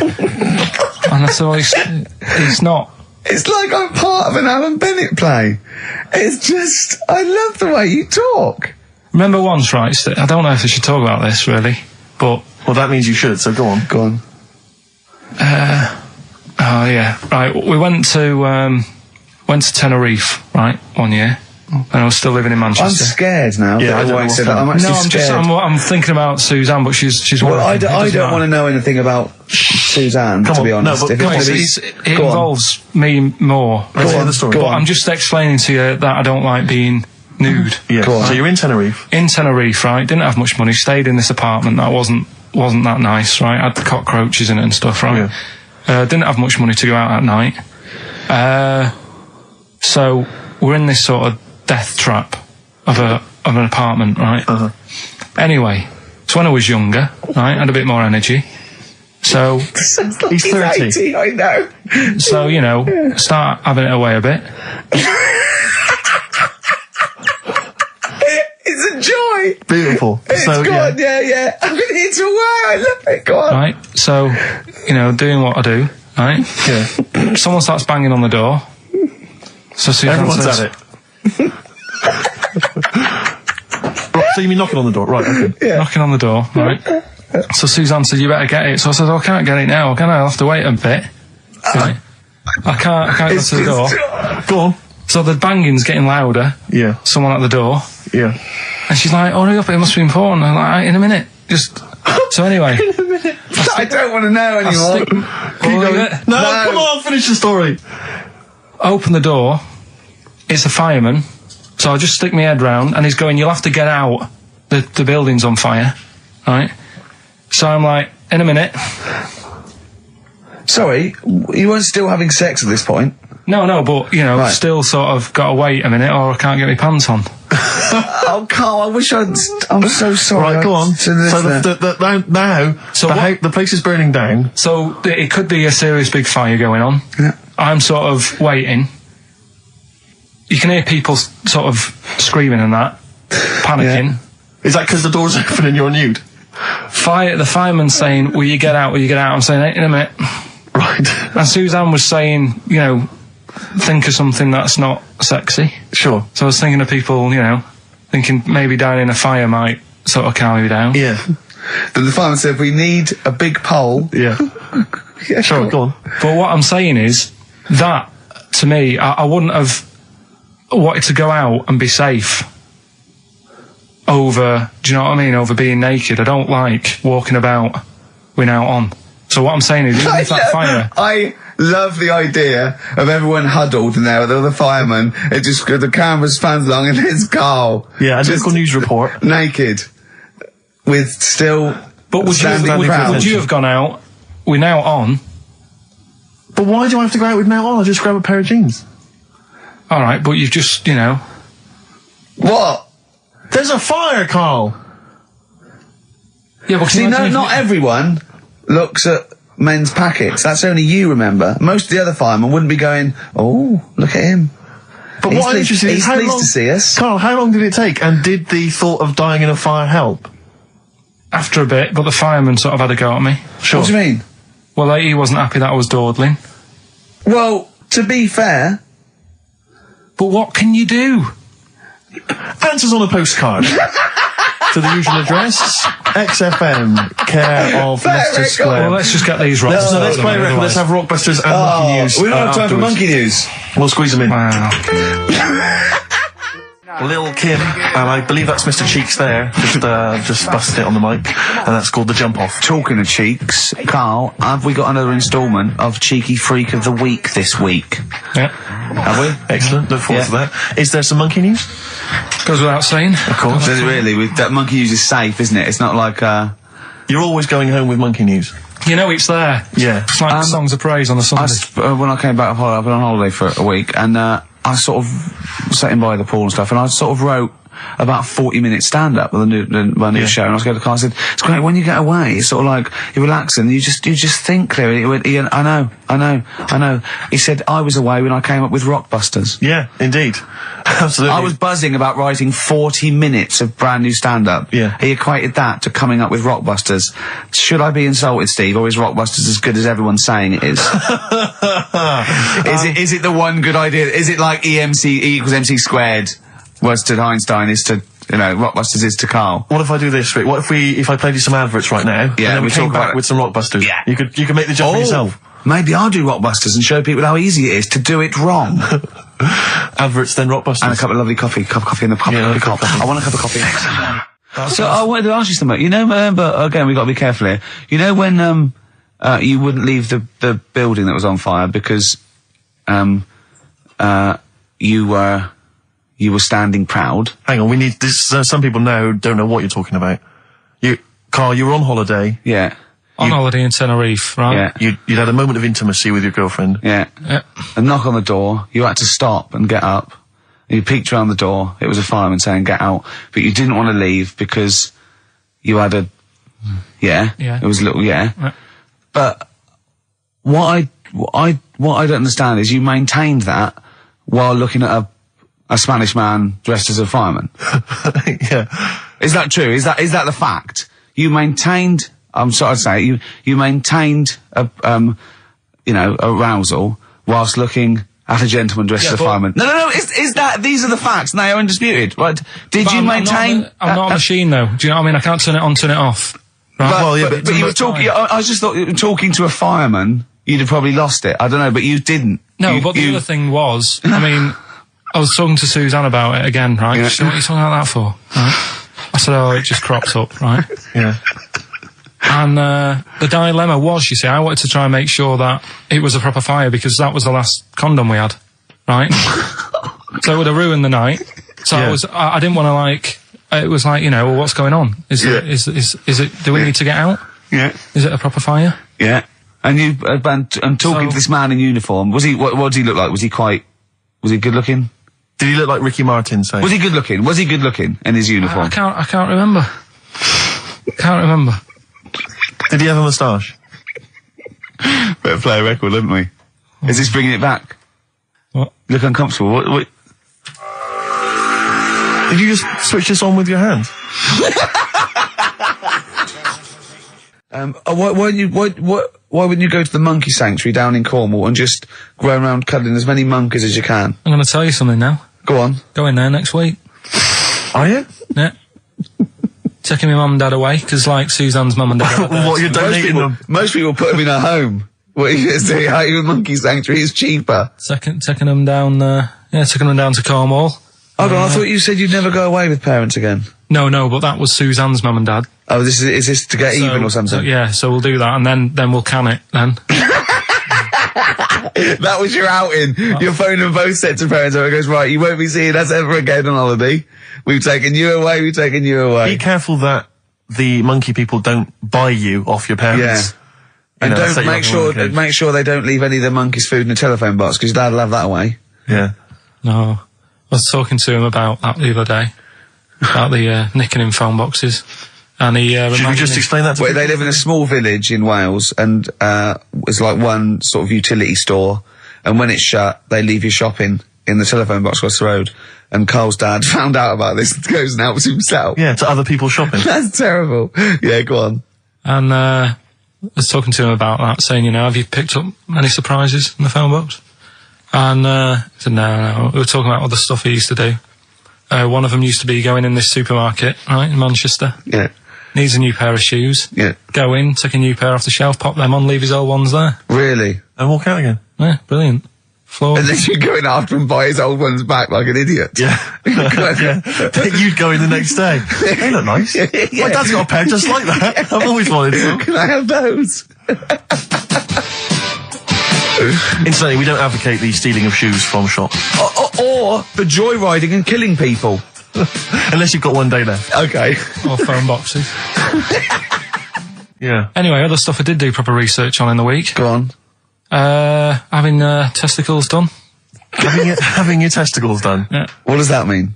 Same magazine that was doing the hanky coverage. Letting you know what all that's about. It was like a great magazine. How can we get him as a pundit on these news shows like Newsnight?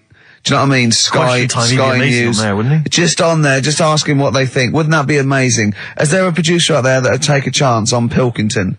It's Pilkington, Raggy Omar, Ian Hislop, and they're a panel of people, and they just ask people. Yeah. Yeah. So you can have your testicles made bigger. Why would you want to do that? Well, that's what I was asking. What's the point? Well, the actual testicles, or do they just inflate your ball bag? Because you could do that, couldn't you? You could have some air injected so it was like a big... so they'd look bigger, but they'd rattle around inside, wouldn't they? Make a little noise, wouldn't it, when you're at... like manacas. Like some kind of instrument. Yeah.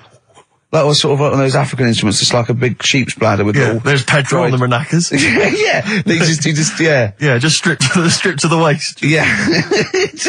With us hanging out. Why, and then when you're sort of like, the neighbours would think, what's he doing? He's been playing those maracas all night. And really, you would... Yeah. You know. Why the mouse with the ear on its back, go and keep it down. Yeah, this is really loud to me. Hey? Why would someone have that done then? You brought it up. Yeah, well, presumably so that they could draw a little funny face on them.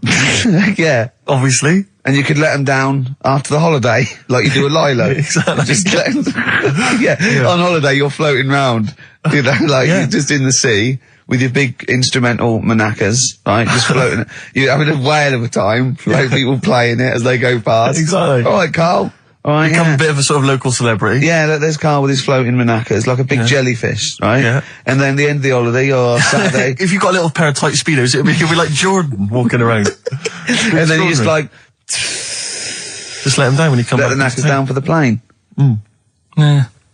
Because apparently they do get bigger, don't they, as you get older? When you're an old fella. No, I think they get lower. I think that's it. That testicles and breasts get lower. Is that purely gravity? I think so, yeah. Probably stretching a bit, innit? So is wear and tear. Is the old fellas who are walking about saying, "Oh, sick of these"? They don't tread on them. Well, that's why old people have always got to have a little sit down. You know, 100 metres. Yeah. Stick them in the socks. Exactly. Yeah. Or they can have I suppose you can have like a little ball lift. You can have a facelift, can't you? Have a little nip and tuck. Or probably a facelift would help, wouldn't it? Because if you pull your face up, that's going to bring the skin up. Bring up a little bit, yeah. Don't go too far. You'll have a little knob as a tie. But you can, you can tighten stuff up. Speak for yourself. Steve with his kipper tie. That's a lovely tie you've got there, Steve. And you look so young. Yeah. What's that little sack underneath it? That little brooch. Well, wait. Playing with your little manacas all night, Carl. So, a chicken with teeth, and you can have your balls done. Imagine Kirsty Ward, whatever her name is, on Newsnight, saying that. And now, 2 features of the week. The war in Iraq, let's forget that. Who wants their knackers done? And look at this chicken. Careful, it bites. I think we should send this link to Dr. Fox and see if he thinks there's an improvement on what he heard during the sonas. Play a record. Yeah, get this link, send it to Dr. Fox. He'd love it. Alright. Plus, he'd be able to offer some kind of medical explanation. Yeah, exactly. Teenage Fan Club. Oh, brilliant. 104.9 XFM. You alright? This is Carl, producer of Ricky Gervais and Steve Merchant. They're not about today. Ricky's on holiday. Steve couldn't be bothered. So I'm left here with all the DATs. That's a digital audio tape of all the shows they've done since they've been here over the last, I don't know, year and a half or something. So we'll play you some of the best bits. Alright, so here's the first bit. I had some exciting news this week, Carl. You'll be pleased to find out. I'm worried that you might get a little bit jealous because it's obviously going to impact on your world quite strongly. Because I know you think you'd like things to be quite samey. You like the status quo to be maintained. You like the fact that in the past, we've had some crosswords. Because I remember. What did you think of me when I first walked in? When I first came in on the first day of XFM? I don't know why you're making a big deal. Do you want to bring it? I'm just being honest, though. I'm just being honest about a lot of people who see you for the first time sort of go, well, he's a bit weird. I know that, Steve, that you brought it up, and then you're again. But I'm sure that wasn't what he said before. No, did he say before? Well, he's a bit weird. Yeah, well, he looked at you, and I knew. I could see by the look on his face. You know when you know your kid, and your kid's sort of scared of something, and they go, "Why's your kid?" He goes, "Oh, he doesn't like pigeons or spiders." Right. It was like that when I saw Carl, and I brought you in, and I went, "What do you think of that, Carl?" I could see the look on his face that he was disturbed. Sure. And then, as he said, you get used to it, don't you? Yeah, you get used to it. And you have changed a little bit. Your hair's a bit smarter now, and you got some nicer glasses and that, I think. Or I might have just got used to it. Whoa, don't bring it up, Steve. Don't look at me like that. So you say that you think some other people in the office thought the same? Do you know that for sure? Carl. Did you discuss it? Carl. Yeah, I think they do, yeah. Okay, leave it there then. But not just in the office, as you walk through the building. Oh, it's worse than you ever thought. Well, no, it's not worse than I ever thought because, as you well know, Ricky Gervais, what did I do on Thursday morning? Oh, is this the thing... For those that perhaps are not of the female persuasion listening, there's a magazine. Apparently, it sells quite well. It's one of the sort of female, kind of issues magazines. I think it's called Company Magazine. It's like your sort of, I guess it's a bit like your Moore or your Vanity Fair or whatever. Anyway, they run every year the 50 most eligible bachelors in Great Britain section. Ding dong, hello. Who's in there this year? In the 50, in the top 50 of the entire country. And then they vote, and they put them in order and see who's the most eligible bachelor. But that's 50 people, right? It always annoys me slightly because bachelor, it kind of seems like a more sophisticated word for loser. Yeah, doesn't it? Which always sort of unnerves me slightly. And also they try and do a different 50 every year, so they're getting pretty desperate to get different ones. Because also a lot of people who are sort of like successful, are married, so there's very little to... No.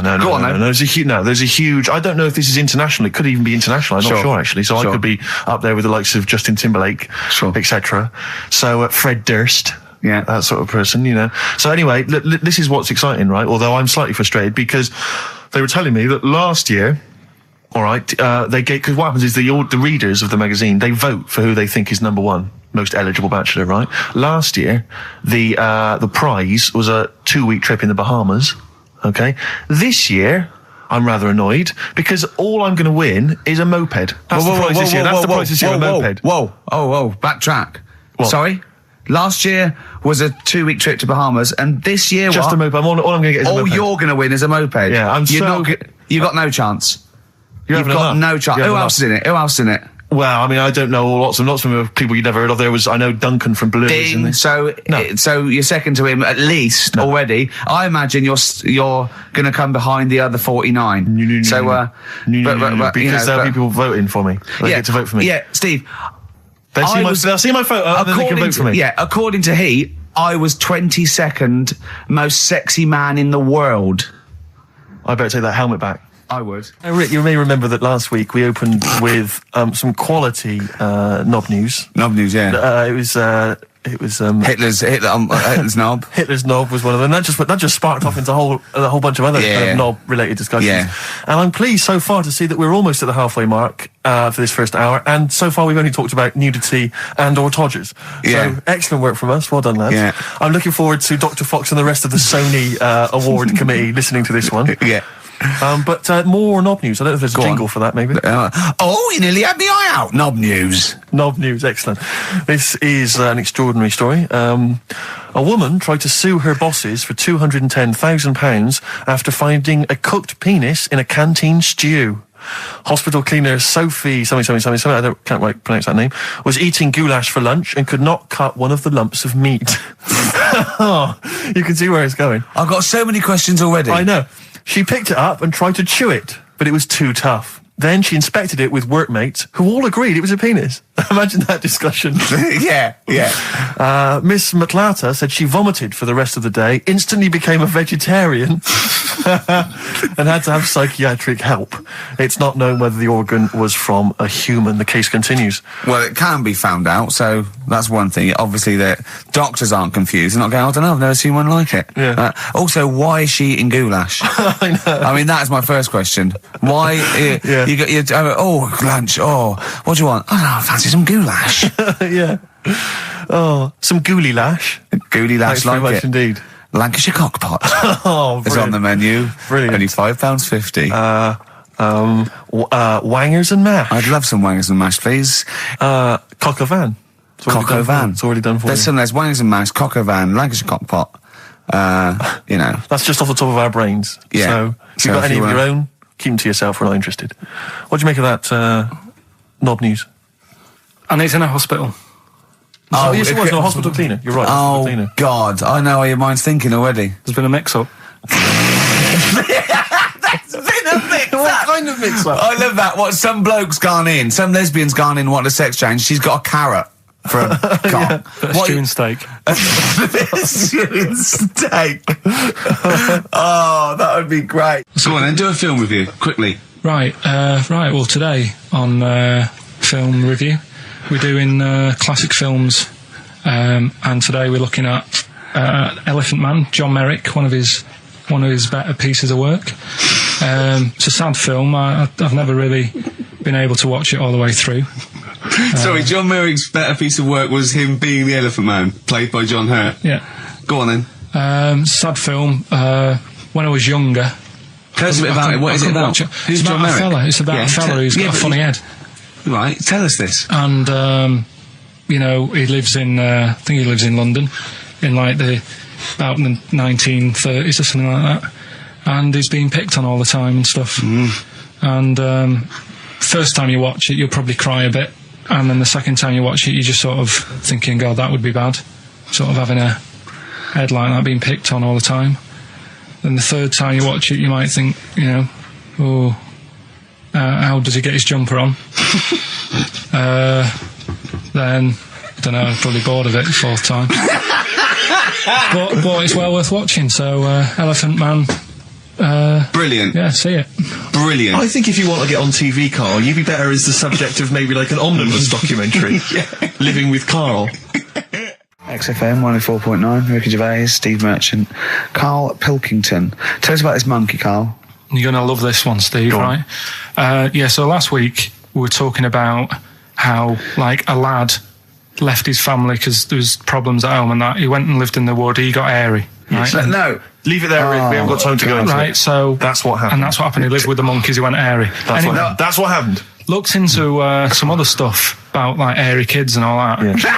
Yeah. Came across this story about a bloke, right, who worked in a zoo. Oh, dear. Right?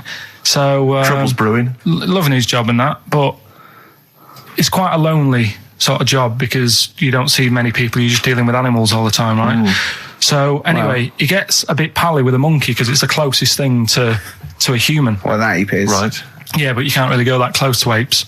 It's dangerous. What do you mean? What type was it? Do you Just mean let him tell the story. Was it a chimpanzee? I reckon it was a chimp, yeah. Yeah, it was you a don't chimp. even know, so it was that's a an chimp. ape. It was a chimp. Yeah, but it doesn't matter, does it? So he It's gets the story. pally with him? Right, so he gets pally with him. Did they go on holiday together? Well, no, I mean, it starts On the off pool together. just checking each other out and, probably sharing lunch and that together. Yeah. Right?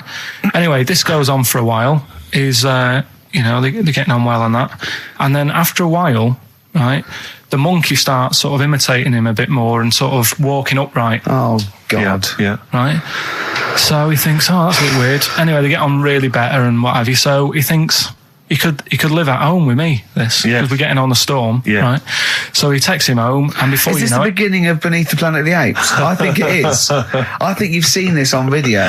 I'm worried, because he's already imitating him when they're moving in together. I'm thinking it's maybe a bit like Single White Female. Single White Zookeeper. Oh, brilliant. Right, so anyway, so he's moving in and it's getting used to sort of the normal human life. He's having a cup of tea in the morning. Yeah, PG tips. He finishes the day off with a dear. Finishes the day off with what? He doesn't have to move a piano at one point, does he? He finishes the day off with a little brandy. Yeah. He pours himself one. Is he wearing a smoking jacket? Yeah, I'll tell you what, Carl. You're a maniac, mate. No, this is why it attracted me. It's amazing, right? So he's having his brandy and that, loving his life. Next thing you know, he sort of, I don't know if he loses it or he gets shaved, but the top half of his body is hairless. Right? Apart from his head. Right, so he's got a nice so it's the opposite of the kid. Well, yeah, this is what I'm saying. That would happen. Right. Well, hang on, but so you don't know if he was shaved or if it's How did it say? Then the hairless. What? I'll bring it in for you, the story, and then you can see if I've gone wrong. Keep going. Anyway, so this is going on, and he's having a great life. Then the zookeeper starts getting a bit annoyed because he's having a better life than the zookeeper. The zookeeper's in the zoo. This is such so the zookeeper's still got to do a day's work. The monkey's at home, he's partying. Well, he's it gets got to his a other point when he says there's no point you coming in to the zoo because the whole reason of you being there was because you're being kept there. Right. And he didn't want to bring the memories back, so he said, you stay at home.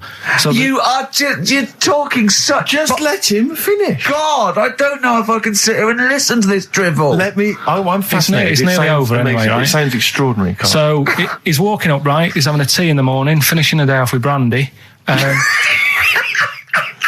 Gets a bit out of hand, only tries it on with the zookeeper's wife.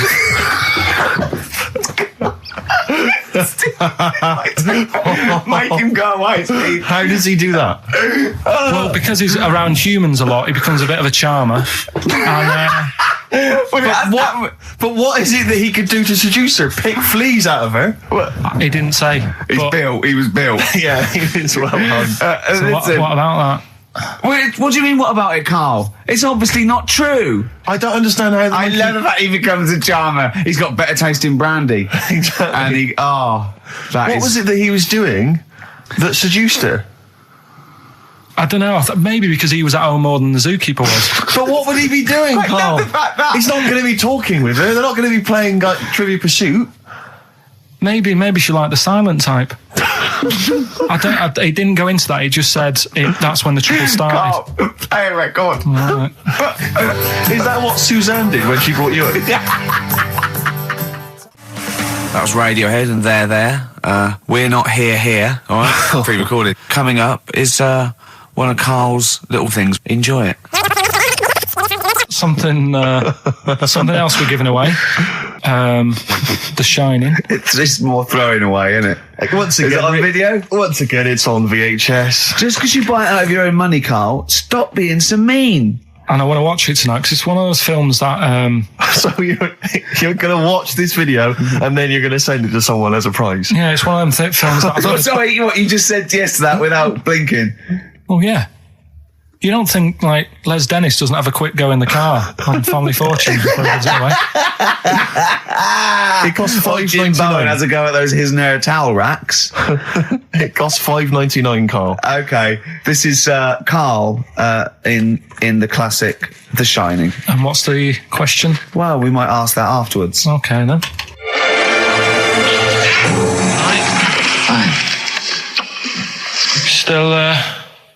Still trying to write the book then? Yeah? Yes.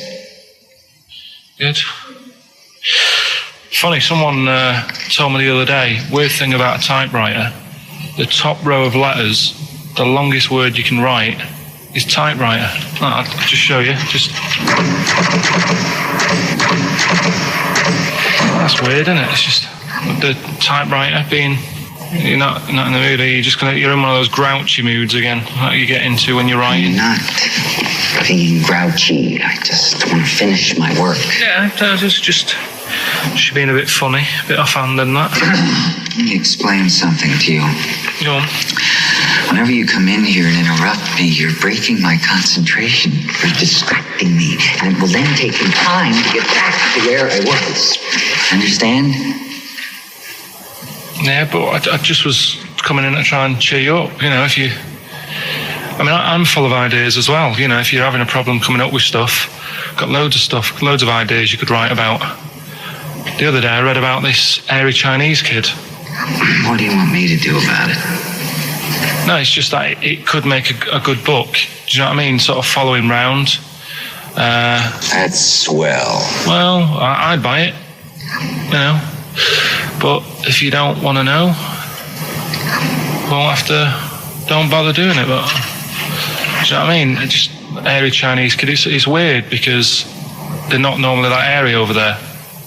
Yeah, this kid caked in it. But if you don't care, I wouldn't touch one hair on his goddamn little head. You don't have to touch any hair on his head. Like I say, he's covered. Leave the head alone if you want. Touch his hands. He's totally covered in it. But I love the little son of a bitch. Oh, don't go that far. You haven't met him, but I can sort it out. I'd do anything for him. I don't think you'd expect that much. Just take him to the barbers 3 or 4 times a week. You know, he's a good little kid. In fact, I'll do it. I think I'll write a book on him. Yeah? Do you think you can handle that?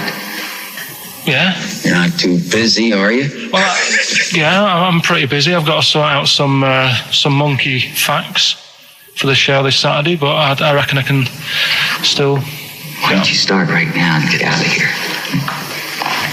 All right. I will. You're going to be like that?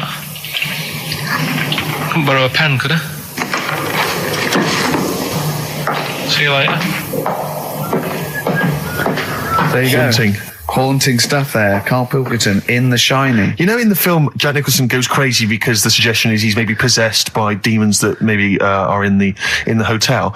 But, you know, if I was stranded in a desolate hotel, removed from all human contact with Karl, I'd go mental with an axe without being possessed by demons. That's more chilling to me, trying to get some work done and you keep wandering in. I'm trying to get Karl to spend a couple of days in the caravan with me, just for the head of it. And he won't. I've offered him money, won't I? I think it'd be a great laugh, wouldn't it, Karl? Oh, yeah, great. That would be terrifying. No, I want to film it. I just want to film it. Like a little video diary. There's Karl there, he's just waking up. Well, if I was stranded in that would be like being... I may as well be with Freddy Krueger and Jason Voorhees. That's more scary. The thing is, Ricky doesn't mess you about as much as he messes me about. No, you see, you've given him an inch. You've given him an inch and he's taken a yard. 12:30 you got in today. In 30 minutes between 12:30 and 1. The old bin lid on the head. He wanted to do that again. Yep. Squeezing my head, think he had a go at. And karate chop on the back of the neck. Yeah. All in 30 minutes. Yeah. Who else can say that? Who else can say that? Anyway, Karl, look, you almost let it slip then as you were talking about your filling out that application form. There's some big news that everyone needs to know, which we were stunned by in the week, although the more we sort of talk to you, the more it starts to fall into place. Yeah. But Karl, what's the story? That I haven't got me exam results from the GCSEs. He never turned up to get his exam results. I was working. And so, how many did you take in the end? Because you weren't even sure about that, were you? You think you took maths and English, don't you? Yeah. And you think you've handed in the artwork for art, don't you? Now, art was continual assessment, wasn't it? Coursework. And what was that you made? I made a man sort of putting his arms into a car. You've made a model of a man putting his arms into a car. What was this? So that one's passed. Was that this a homage to break-ins in Manchester? Was this? What was this? Oh, look, he does what he sees. Yeah. So you've got that. That's safe. You definitely got that one. So you've taken art, you've taken English and maths, you think? So this is what we're going to do, listeners. We're going to try and find out his exam results for him and tell him next week. Live on air. We're going to call his school, we're going to try and track him down, and we are going to have a little envelope, and we are going to give Karl, at the age of 29, his O-level results. GCSEs, yeah. Now, Karl, so you took maths, Yeah. you think, you took English, do you remember turning up to do those? Do you remember sitting in the room filling in the forms? Yeah. Okay, and how did you feel you did? I don't think I did well. You don't think you did well? Did you revise? No. Why didn't you revise? Because I don't really believe in it. Okay. Well, it's just that if you don't know it, then you don't know it. You shouldn't have to start looking at a book. If I went to like the hospital, Yeah. and the doctor said, "Oh, you need your appendix out," but hang on a minute, I've just got to read up on it. Yeah. That isn't good enough. Okay. He should know, and that's the way I feel about it. To be fair, though, He did do the revision beforehand. yeah, they don't usually pass on, maybe when they're in practice. Yeah, 7 years information down they the took in line. by osmosis. Yeah, yeah, and they bloke comes in and goes, "Can I just see what you did with that?" And I goes, "You've passed." Yeah. Phew, that's a good one. Yeah. Good job I watched Casualty. You don't talk to anyone, do you, in the week? You just hide in your little sound booth thing, and you really don't talk to anyone, do you? Much? Not really. No. I mean, you might call up. Yeah. But no, I keep myself to myself. Yeah. Then you don't get bogged down in the office politics and stuff. Yeah. Is there a lot of office politics here? I don't know. I don't get involved in it. Oh, yeah. Proved your point. So when we're away and we're out of action, who, other than Suzanne, who will you talk to of the day? How will you get a sort of feedback from the world? How will you get sort of input and... I always, if ever I've got a question on anything, the internet's sat there and I can just go online and find out. The internet is good. It's brilliant. But it's not all verified. It's not all necessarily factually accurate. Anyone can put things onto the internet. It's it's freaks and things that put on things one, right? like... Here's one that I read in a week, right? Go on. About this woman. Yeah. She was a bit of a punk. And to get her hair done like she wanted it. Super glue. Right, no. She got lard. Apparently it's a popular thing, you might know. Put lard on your head. Yeah. And you put it in the oven. Oh. Now, apparently the heat that you get from the oven is different from the sort of heat you get from an hairdryer. Right? And she had to do that to get the style that she wanted. But anyway, she comes into money or whatever, treats herself to a microwave. Right? It's not true. Opens the door, jams the things, like the little catch. So the microwave works. She jams it with a screwdriver or a knife or something. Yeah. Puts the microwave on, sticks her head in, boils a